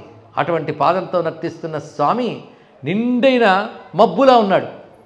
మబ్బులా అంటే నల్ల మబ్బు అని చెప్పక్కర్లేదు, తెల్ల మబ్బులా కూడాను అలా ప్రకాశిస్తున్నాడు. పైగా మబ్బు లాంటి, నల్ల మబ్బు లాంటి కంఠం కలిగినవాడు, తెల్ల మబ్బు లాంటి శరీరం కలిగినవాడు, నీలకంఠుడు. అటువంటి వాడు పరచిదంబర నటుణ్ణి నేను భజిస్తున్నాను. సదంచిత ముదంచిత నికుంచిత పదం జల జళంచలిత మంజు కటకం పతంజలి దృగంజన మనంజనం అచంచల పదం. ఆయన పదముందే శాశ్వతం స్థిరం అయిన శివపదం, అది ఎప్పుడు చలించదు. కైవల్య పదం అది, జనన భంజనకరం. అటువంటి స్వరూపాన్ని వర్ణించాడు. ఇంక ఈయనున్నాడే ఆగకుండా వందే శంభుమాపతిం సురగురుం వందే జగత్కారణం అని మొదలుపెట్టాడు వ్యాఘ్రపాదుడు. చాలామందికి ఆ శ్లోకం తెలుసు, కానీ అక్కడి నుంచి వరుసగా కొన్ని శ్లోకాలు ఉంటాయండి. అన్ని చిదంబరం నటరాజు మీద రచించాడు. అందులో మొదటి శ్లోకం మనం చదువుకుంటాం. ఇంకా మనకు రోజులు ఉన్నాయి కనుక మిగిలిన శ్లోకాలు తర్వాత చెప్పుకుందాం. మొత్తానికి అటు వ్యాఘ్రపాదుడు, ఇటు పతంజలి ఈ విధంగా ఆనందపరసులై స్తుతిస్తున్నారు స్వామివారిని. ఆ నటరాజు యొక్క ఆనంద తాండవం విలసిల్లింది. కాలం అవధి తెలియలేదు. ఎంతసేపు నాట్యం చేశాడో ఎవరికి తెలియలేదు. కాలాతీతుడి నాట్యానికి కాలాన్ని లెక్కగట్టగలమా? ఇప్పటివరకు ఎవరు వాచిని కూడా చూడలేదు అనుకుంటా, నేను చూడలేదు. అంటే కాలాన్ని మరిపించేవాడి నాట్యం అది. అది అర్థం కావాలంటే కాలానికి బైండ్ అయిపోయే సాధనలు ఉంటాయండి. అందుకే ముక్తి లేదు. ఏది చేయాలని టైంలో అయిపోవాలి. వ్యవహారం. కాలాన్ని మర్చిపోయేటంత స్థితి సమాధి స్థితి. సమాధి స్థితిలో కాలం తెలియదు. అందుకే కాలాతీత విఖ్యాత అనే త్యాగయ్య అనడంలో విశేషం ఇది. ఇక్కడ ఆయన కాలాతీతుడు పరమేశ్వరుడు. కాల అవధి జీవులకి, కాలానికి అతీత స్థితి పరమాత్మది. అది బ్రహ్మానందానికి కాలం యొక్క అవధి లేదు. దేశకాల వస్తువులకు అతీతమైనటువంటిది, దేశకాలాపరిచ్ఛిన్న అయినటువంటి అద్భుతమైన ఆనందం అది. అలాంటి ఆనంద తాండవాన్ని స్వామి చూపించారు ఇక్కడ. ఆనంద తాండవాన్ని చూస్తూ ఆనందాతిశయాత్ కించిదాజ్ఞాశిష్టాం నచక్షణం తత ప్రబుద్ధవు సహసా. కొంతసేపు అయిన తర్వాత స్వామిని నెమ్మదిగా నాట్యాన్ని ఆపాడు. ఆపిన వెంటనే వాళ్ళు కొంతసేపటికి తేరుకుని ఆ కనబడుతున్న నటరాజమూర్తిని దర్శిస్తున్నారు. ఇంతవరకు నాట్యం చేస్తుంటే చూసి మురిసిపోయారు. ఇప్పుడు ఆ మూర్తి నిలబడినప్పుడు ధ్యానయోగ్యమైన ఆ మూర్తిని చూస్తున్నారు. ఇక్కడ స్వామి అపస్మారుని తొక్కి నిలబడ్డావే నువ్వు. కూర్చున్నప్పుడు దక్షిణామూర్తికి కూడా సైలెంట్గా తొక్కేస్తూ ఉంటాం. అంత కూర్చున్నా దక్షిణామూర్తి కూర్చున్నప్పుడు కింద తొక్కే ఉంటాడు ఆయన. అంటే ఆయన దాన్ని తొక్కితే కానీ జ్ఞానం లేదు. అపస్మారుడు అంటే మాట అర్థం ఏంటంటే దేన్ని గుర్తుంచుకోవాలో దాన్ని గుర్తుంచుకోనివాడు, పనికిమాలినవన్నీ గుర్తుపెట్టుకునేవాడు. నీ స్వరూపం సచ్చిదానందమురా అని శాస్త్రం చెప్తుంటే అది స్మృతిలో ఉండదు. చచ్చిపోతున్నానే, బాధపడుతున్నానే అని లేని అవిజ్ఞనంతటి గుర్తుపెట్టుకుంటున్నాం. ఉన్న సత్యాన్ని గుర్తించట్లేదు. ఇది అపస్మృతి అన్నాడు ఇక్కడ. అలాంటి అపస్మృతి పోవాలి అంటే మన వల్ల కాదు, పరమేశ్వరుని ఆశ్రయించాల్సిందే. అప్పుడు ఆయన అజ్ఞానాన్ని తొక్కి తన జ్ఞానాన్ని చూపిస్తాడు. అజ్ఞానం తొక్కితే కానీ జ్ఞానం లేదు. అజ్ఞానం తొక్కే శక్తి మనకెక్కడా? ఆయన ఆశ్రయిస్తే నీ అజ్ఞానాన్ని తొక్కి ఆయన కనిపిస్తాడు. అజ్ఞానానికి పైన ఆయన ఉంటాడు. ఆ గోచరిస్తున్న స్వరూపాన్ని చూడు, తొక్కి నిలబడ్డాడు ఆయన. ఆ పైకెత్తి పాదాన్ని పట్టుకున్నాడు. ఎంత అద్భుతమైన భావాన్ని చూపిస్తున్నాడు. ఒక్కొక్క రకంగా దర్శించాడు ఇక్కడ. లోకానాహూయ సర్వాన్ డమరుక నినదై ఘోర సంసారమగ్నాన్ దత్వా భీతిం దయాళు ప్రణత భయహరం. ఎలా ఉన్నదంటే ఒక ఆయన డ్యాన్స్ చేయడానికి వచ్చినప్పుడు అందరినీ రెండో అని పిలుస్తాడు. సాధారణంగా తెలుసు కదా, మన ఊళ్ళో మన వీధుల్లో దొమ్మరి వాళ్ళు వచ్చారంటే ముందు సౌండ్ చేసుకుంటూ వస్తారు వాళ్ళు. ఎవరో డ్యాన్స్కి వచ్చారు, మనం చూడడానికి వెళ్తాం. ఆ తర్వాత డ్యాన్స్ ప్రారంభిస్తాడు. అలా శివుడు వచ్చాడు నాట్యం చేయడానికి. వచ్చానహో అని చెప్పడానికి డమరకం మోగించాడు ముందు. చూడండి, లోకానూహయ సర్వాన్ డమరుక నినదై. వెంటనే నిద్రపోతున్న వాళ్ళు లేచారు. సభలో కూడా లేచుంటారు అప్పుడప్పుడు. నాట్యం చేస్తున్నా నిద్రపోయే వాళ్ళని కనబడ్డారంటే వాళ్ళ సమాధి స్థితి ఎంత గొప్పదండి ఇక్కడ. అంటే సాధనలో ఎంత అధమ స్థితిలో ఉన్నామో దానికి దగ్గర చూసుకోవాల్సింది ఇక్కడ. మొత్తానికి ఘోర సంసారమగ్నాన్, సంసారం అనే పెను నిద్రలో ఉన్నవారిని లేపుతుంది ధ్వని. అందుకే లోకానాహూయ సర్వాన్ డమరుక నినదై ఘోర సంసారమగ్నాన్. వెంటనే లోచొచ్చి చూశారు. చూస్తే ఆశ్చర్యకరమైన రూపం. ఎప్పుడు చూడండి అంత ఉన్నాడు స్వామి మెరిసిపోతూ. అంత చూడగానే భయం వేదండి. భయం అంటే కూడని వస్తువుని చూసినట్టు కాదు, ఒక అద్భుతాన్ని చూస్తే కలిగే సంభ్రమం. అలా చూస్తే భయపడకండి అన్నట్టు. ముందు డమరకం మోగించి భయపడకండి అని చెప్పాడు ఇక్కడ. భయపడకండి అంటే అభయం. ఆహా ఎంత బాగుందో. మీకు అభయం కావాలంటే మీకు మార్గం చూపిస్తానన్నాడు. ప్రణత భయహరం, ప్రణత భయహరమైనటువంటి అభయం పొందాలంటే కుంచితం వామపాదం, ఆ వంచినటువంటి ఎడమ పాదాన్ని ఎడం చేత్తో చూపిస్తున్నాడు. ఇదిగో మీకు అభయం కావాలంటే ఈ పాదం పట్టుకోండి అంటున్నాడు. ఉద్ధృత్యేనం విముక్తే అయనమితి కరాదర్శయన్. ఎంత అందమైన భావం చూడండి ఇక్కడ. డమరుకం మోగించి అందరిని పిలిచాడు. భయపడకండి అన్నాడు. మీకు అభయం కావాలంటే ఈ పాదాన్ని పట్టుకోండి అని చెప్పడానికి ఎడమ పాదం ఎత్తాడు. ఎత్తి దీన్ని పట్టుకోండి అని చెప్పాడు. పట్టుకుంటే ఏమి ఇస్తావు? అభయం. నమ్మమంటావా అని అడిగాం. నిజంగా ఇస్తావు అభయం పాదం పట్టుకుంటే అంటే ఒట్టి పెడతా అన్నాడు. ఒట్టి ఎలా పెడతావే అంటే ఇప్పటికీ చాలామంది తెలిసి ఉంటుంది. కొంతమంది ఒట్లు పెట్టేటప్పుడు నిప్పు మీద పెడతారు. నిప్పు వెలిగించి పట్టుకోవడం ఉంది. అలా నా పాదమును ఆశ్రయిస్తే ముక్తినిస్తానని చెప్పడానికి నిప్పు పట్టుకుని అభయం ఇస్తున్నాను, చేతులు నిప్పు పట్టుకున్నట్టు. అది ఆ స్వరూపమయ్యా అన్నాడు ఇక్కడ. ఏం అద్భుతమైన భావం అండి ఇక్కడ. బిభ్రద్వన్ని సభాయాం కలయతి నటనం యశివో నసపాయాత్. అటువంటి పరమేశ్వరుడు మనకు అభయం ఇచ్చుగాక. జాగ్రత్తగా విన్నారా శ్లోకం? మరొక్కసారి వినండి. చెవుల్లోనూ మనస్సులోనూ పాపాలు దులిపి పారేస్తుంది. లోకానాహూయ సర్వాన్ డమరుక నినదై ఘోర సంసారమగ్నాన్ దత్వా భీతిం దయాళు ప్రణత భయహరం కుంచితం వామపాదం ఉద్ధృత్య ఏనం విముక్తే అయనం ఇది కరాదర్శయన్ ప్రత్యయార్థం బిభ్రద్వన్నిం సభాయాం కలయతి నటనం యశివో నస్సపాయాత్. నా అభయం కావాలంటే ఈ పాదాన్ని పట్టుకొని ఉద్ధృత్య ఏనం విముక్తే, పైకి లేపి ఇదే ముక్తికి స్థానం సుమా, ముక్తికి ఆలంబనం సుమా అని ఎడం పాదాన్ని చూపించట్టు. మొత్తానికి అభయం అంటే మోక్షం. ఒక్క మోక్ష స్థితిలోనే భయం ఉండదు, మిగిలిన అన్ని స్థితుల్లో భయం ఉంటూనే ఉంటుందండి. అమ్మయ్య భయం పోయిందంటాం, కొత్త భయం రావడానికి టైం. భయాలు లేని స్థితి మోక్షం మాత్రమే, అప్పటి వరకు భయాలు ఉంటాయి. అందుకే ఆ స్థితి కావాలని తప్పించుకోవాలి. సంసారం అంతా భయస్వరూపమే. అందుకే సంసారకూపమతి ఘోరమగాధ మూలం సంప్రాప్య దుష్ట శతసర్ప సమాకులస్య దీనస్య దేవదయా శరణాగతస్య లక్ష్మీ నృసింహ మమదేహి కరావలంబం ఉన్నారు ఇక్కడ. ఈ భయం నుంచి బయటపడాలని ఎరుక అబద్ధమంతుకుంటుందంటే మోక్షం పొందే యోగం వచ్చిన వాళ్ళకి. అలా కావాలంటే దారి ఏది అని అడిగితే ఇదిగో దారి, గ్యారంటీయా ఒట్టి పెట్టుకు చెప్తాను, నిప్పు పట్టుకుని ఉంటున్నాడు ఇక్కడ. జాగ్రత్తగా వింటే అనిపిస్తుంది, ఏ పాదం చూపించే స్వామి? ఉద్ధృత్య ఏనం విముక్తే వామపాదం. మోక్షం కావాలంటే ఈ పాదం పట్టుకోండి అన్నాడు. ఆయన ఎడమ పాదం. ఆయన ఎడమెవరు? అమ్మయ్య. అంటే ఈ తల్లి పాదం పట్టుకుంటే కుడి ఆయనదే. మోక్షం బ్రహ్మస్వరూపం. శక్తి పాదం పట్టుకుంటే బ్రహ్మ స్వరూపమైన మోక్షం మీకు వస్తుందని చెప్తున్నాడు ఇక్కడ. అది మళ్ళీ ఎడం పాదంతో చూపిస్తున్నాడు, ఎడం చేతితోనే. ఎడం చేయి మళ్ళీ ఆవిడదే. అంటే మన మీద దయతో తన పాదం పట్టుకొని అమ్మ చెప్తుంది ఇక్కడ. పట్టుకుంటే శివజ్ఞాన ప్రదాయని మీ మోక్షం ఇచ్చేస్తున్న కోసమా అని చెప్తుంది ఇక్కడ. అంటే ఇప్పుడు అర్థమైపుట్టింది, దక్షిణామూర్తి రూపిణియ, నటేశ్వర నటేశ్వరి. గుర్తొచ్చిందా? మొన్ననెప్పుడో ఎత్తుకుని వదిలేసాం. ఇప్పుడు శ్రద్ధగా రోజు విన్న వాళ్ళకి తెలుస్తాయి. నామపారాయణ ప్రీత నంది విద్య నటేశ్వరి. అయ్యా నటేశ్వరాయ లేదా నటేశ్వర్యై, ఎవరు కరెక్ట్? నటేశ్వరుడా నటేశ్వర్యా? అందుకే జాగ్రత్తగా చెప్పాడు. ఆయన నుంచి వేరు కాదు, వేరేనట్టు నిలబడింది. అక్కడ బయటకు వచ్చి వస్తుంది, ఇక్కడ లోపల వచ్చి నాట్యం చేస్తుంది. ఇక్కడ ఆవిడ లేకపోతే ఆయన ఎక్కడ చేస్తాడు? అంతా ఆవిడే. అందుకే నటరాజుని జాగ్రత్తగా చూడాలండి. ఇంతవరకు నాట్యం చేసి గమనించలేదు. ఇప్పుడు నిలబడ్డాడు మన కోసం పూర్తి చేసి. అలా దర్శనం చేయండి, ధ్యానించండి. ఆ స్వరూపం ధ్యానం చేస్తే చాలు, సర్వ విద్యను గుమ్మరిస్తాడు, కరుణను కురిపిస్తాడు. ఆ కరుణతో ఆ జ్ఞానంతో ముక్తినిస్తాడు. అందుకే ఆ ఒక్క మూర్తి చాలు. శివలింగం మధ్య శివుడు సాక్షాత్కరించినట్టు ఆ వృత్త మధ్యంలో ఆయన ఉన్నాడు. అనంతమైన వృత్తమే మహాలింగం. ఆ మహాలింగ మధ్యంలో స్వామి కనబడుతున్నాడు. ఆ స్వామి రూపాన్ని చూడండి. మందహాస వదనం, చిరునవ్వు, కరుణ కురిపించే కన్నులు, ఆ రెండు చెవులకి, కుడి చెవికి మకర కుండలం ఉంది, శంఖాకార మకర కుండలం, ఎడమ చెవికి తాటంకు ఉంది. ఇక్కడ దొరికిపోయాడు ఆయన. నేను నటరాజుని అంటే మేము ఒప్పుకోమని చెప్పచ్చు. ఎందుకంటే ఎప్పుడైనా తాటంక ఆడవాళ్ళ ఆభరణం కదండి. తాటంక యుగళి భూత తపన ఒడుప మండల.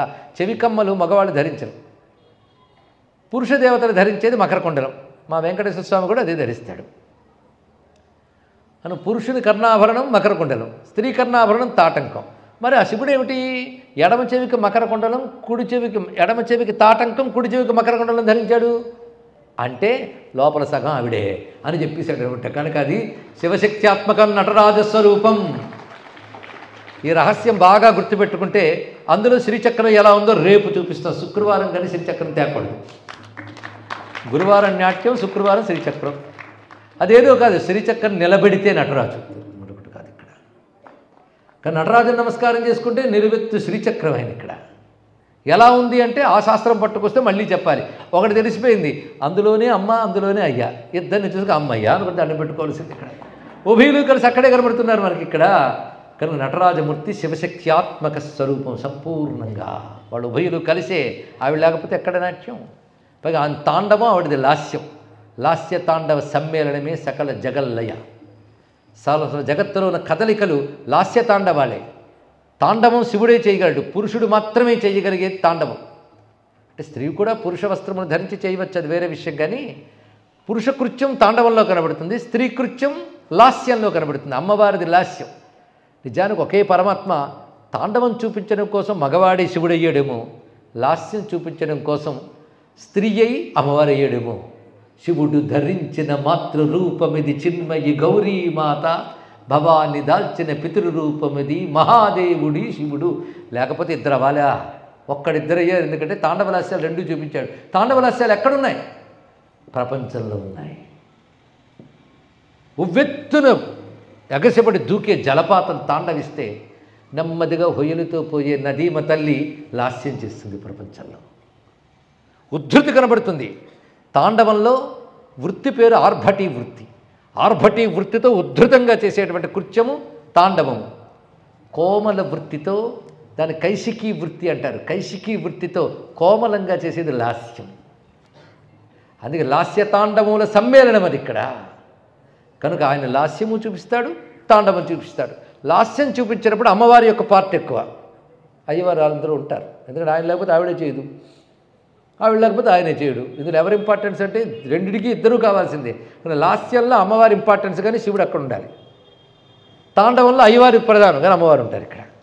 ఉభయులు కలిసిన లాస్య తాండవములే జగత్తులో మనం చూస్తున్న కోమల ఉగ్ర వృత్తులన్నీ మనం చూస్తున్నాం ఇక్కడ.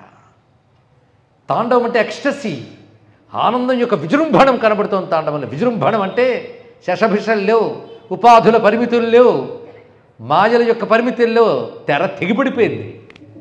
విజృంభించి కనబడుతోంది ఆనందం. మాయ జవనికి తొలగ్గానే విజృంభించి కనబడినటువంటి అఖండ సచ్చిదానంద తత్వమే ఆనంద తాండవం. అందులో తడిసి మునకలేశారు మహానుభావునటువంటి వ్యాఘ్రపాద పతంజలి. ఎన్ని తపస్సుల ఫలితమండి. కొంతసేపటికి పునఃసముత్థితౌ, వాళ్ళు ఆనందపరసులై కొంతసేపటికి తేరుకున్న వెంటనే పలుకులొచ్చి రెండు చేతులు దోజిలించి నమోస్త్విదమనంతాయ జగదానంద హేతవే నమో నటాయ నాథాయ నాట్యవేద విధాయిని నమ పరావరజ్ఞాయ పరాత్పరతరాయ చ పరమాత్మస్వరూపాయ భవాయ భవహారిణి నమో గుణాయ గుణినే నమః కైవల్యహేతవే నమస్త్రిదశవంధ్యాయ నమస్త్రిపురహారిణి నమో భసితభూషాయ నమశ్చంద్రార్ధధారిణి నమః శ్యామార్ధదేహాయ నమో నాగేంద్రహారిణి నమో మహ్యంబు వాయువగ్ని పుష్పవత్కాత్మరూపిణి నమో వేదాంత వేద్యాయ నమో నాదాంతమూర్తయే నమో నారాయణార్చ్యాయ నమో నరకహారిణి నమో నారదగీతాయ నమో నందినుతాయ చ నమో దభ్రసభేశాయ నమో దహరవాసిని నమో దక్షాధ్వరహృతే నమో దైత్యేంద్రహారిణి నమస్త్రైలోక్యనాథాయ శ్రీకంఠాయ నమో నమః నమః శివాయ శాంతాయ నమః కళ్యాణదాయిని అని స్తోత్రం చేశారు వ్యాఘ్రపాదులు పతంజలి కలిసి. కదా ఈ స్తోత్రం ఏకధాటిగా చదివినా విన్నా ఒక ప్రయోజనం ఉంది, అందుకే చెప్పుకున్నాం. నమో మహ్యంబు వాయువగ్ని పుష్పవత్కాత్మరూపిణే. భూమి, నీరు, అగ్ని, వాయువు, ఆకాశము, సూర్యుడు, చంద్రుడు, ఆత్మ చైతన్యము అనే 8 రూపాలతో ప్రపంచంలో వ్యాపించే నటరాజానికి నమస్కారము. సృష్టి అంతా 8. ఈ 8 డ్యాన్స్ చూసారా మీరు? మొదటి రోజు జాగ్రత్తగా విన్నవాడు చూసుంటారు. మొదటి రోజు కంటే రెండో రోజు అంటే మొదటి రోజు సరిగ్గా వెళ్ళలేదని అర్థం, మరేం లేదు. మొదటి రోజు చూపించాం భూమి యందు తడతలలు, నీటిలో కదలికలు, వాయువులో కదలికలు లేవా? అవన్నీ నాట్యములే. నీలో పంచభూతములు సంచలనమే నీ శరీరాన్ని నడుపుతోంది. అవి స్తంభింపబడితే శరీరం లేదు. జగత్తులో పంచభూతముల చలనము నడుస్తుంది. పంచభూతముల యందు చలనం ఆయన. అందుకే పంచభూతాల్లో శివుడు, పంచభూతములై శివుడు, సూర్యుడే చంద్రుడే శివుడు. వాళ్ళ గమనమే పగలు రాత్రి. ఇవన్నీ చూస్తూ నడుస్తున్న జీవ చైతన్యం అది శివుడు. 8 రూపాలుగా సృష్టిలో నటింపజేస్తున్నాడు ఆయన. కానీ వీటన్నిటికీ అతీతుడుగా అఖండ స్వరూపుడై ఉన్నాడు. కనుక అష్టమూర్తి విన్యాసాన్ని మొత్తం నటరాజులు దర్శించాలని ఈ శ్లోకంలో చెప్పాడు. చిన్నగా వినబడే ఈ శ్లోకాల్లో ఎన్ని అంతరార్థాలు ఉన్నాయో. అష్టమూర్తి స్వరూపుడి, అష్టమూర్తి తప్ప ప్రపంచంలో మరొకటి లేదు అనే వాదన ఇప్పుడు చెప్తున్నాను. సిద్ధాంతం అవునంటారా కాదంటారా? సృష్టిలో అష్టమూర్తి తప్ప మరొకటి లేదు. భూమి, నీరు, అగ్ని, వాయువు, ఆకాశము, సూర్యుడు, చంద్రుడు, ఈశ్వర చైతన్యం ఇవే ఉన్నాయి. ఇవి ఎక్కడున్నాయి? నాలో కూడా ఉన్నాయి. నాలో పంచభూతాలు ఉన్నాయి. దృష్టి రూపంలో సూర్యుడు ఉన్నాడు, మనస్సు రూపంలో చంద్రుడు ఉన్నాడు, నేను అనుకుంటూ జీవుడు ఉన్నాడు. ఇప్పుడు 8 ఎక్కడున్నాయి? నాలోనూ ఉన్నాయి. నాలో 8 తప్ప మరేమైనా ఉన్నాయా? ఇప్పుడు చెప్పిన 8 తప్ప నాలో మరలు. నాలో అంటే నా ఒక్కళ్ళలోనే కాదు ఉండయి, ప్రతివాడు నాలో అనుకోవచ్చు. కానీ ప్రతివాడు 8 మెటీరియలే. కానీ 8 శివుడు అని చెప్పినప్పుడు మరి నేనేమవ్వాలి? శివుడే. అదే శివోహం అనే స్థితికి చేరుతుంది ఇక్కడ. కనుక అంతా శివుడిని చూస్తే శివోహం. నువ్వని వేరే లేవు. నేనని పనికిమాలిన అహంకారం ఆ శివుడిలో కరిగిపోవాలి. కరిగిపోయి శివోహం. జగత్తంతా శివం, నేను శివం. ఈ స్థితి మొత్తం నాట్యంలో చూపిస్తున్న నటరాజస్వామి పాదాలకు నమస్కరించుకుంటూ నమస్త్రైలోక్యనాథాయ శ్రీకంఠాయ నమో నమః నమఃశివాయ శాంతాయ నమః కళ్యాణదాయినే నమఃశివాయ శాంతాయ నమః కళ్యాణదాయినే అని ఈరోజు మనం ఆ చిదంబరంలో పరమాత్మ చూపించిన ఆనంద తాండవంలో తలమునకలి తర్వాత కథలోకి మరి వెళ్ళలేం అంతే కదా. ఆనంద తాండవాన్ని అలాగే మనసులో పెట్టుకుని తాండవం ఆపిన తర్వాత స్తోత్రం చేసిన కొంతసేపటికి తేరుకున్నాక చిదంబరం అంటే ఏమిటి, దీని విశేషం ఏమిటి, ఎన్ని విన్యాసాలు ఎన్ని అద్భుతాలు ఉన్నాయి, తర్వాత ఈ భవ్యమందిరం ఎలా వచ్చింది, ఎందరెందరూ తరించారో చెప్పుకోవాలంటే మళ్ళీ రేపు రమ్మంటున్నాడు స్వామి. రేపు మనం సమావేశమై ఈ కథను పరిపూర్ణం చేసుకోబోతున్నాం. మరి సాక్షాత్తు చంద్రశేఖరేంద్ర సరస్వతి స్వామి వారి యొక్క ఆ దివ్య తేజస్సు అనుగ్రహ రూపమయ్యి వాళ్ళు ఇక్కడ వర్షించాక నటరాజస్వామి దర్శనమివ్వడా. అటువంటి చంద్రశేఖరుని అయిన శివకామ సుందరి సమేత నటరాజస్వామికి జయ జయధ్వానాలు పలుకుతూ శివకామ సుందరి సమేత శ్రీ చిదంబర నటరాజస్వామికి, శివకామ సుందరి సమేత శ్రీ చిదంబర నటరాజస్వామికి, శివకామ సుందరి సమేత శ్రీ చిదంబర నటరాజస్వామికి జయ. నమః పార్వతీపతయే హర హర మహాదేవ.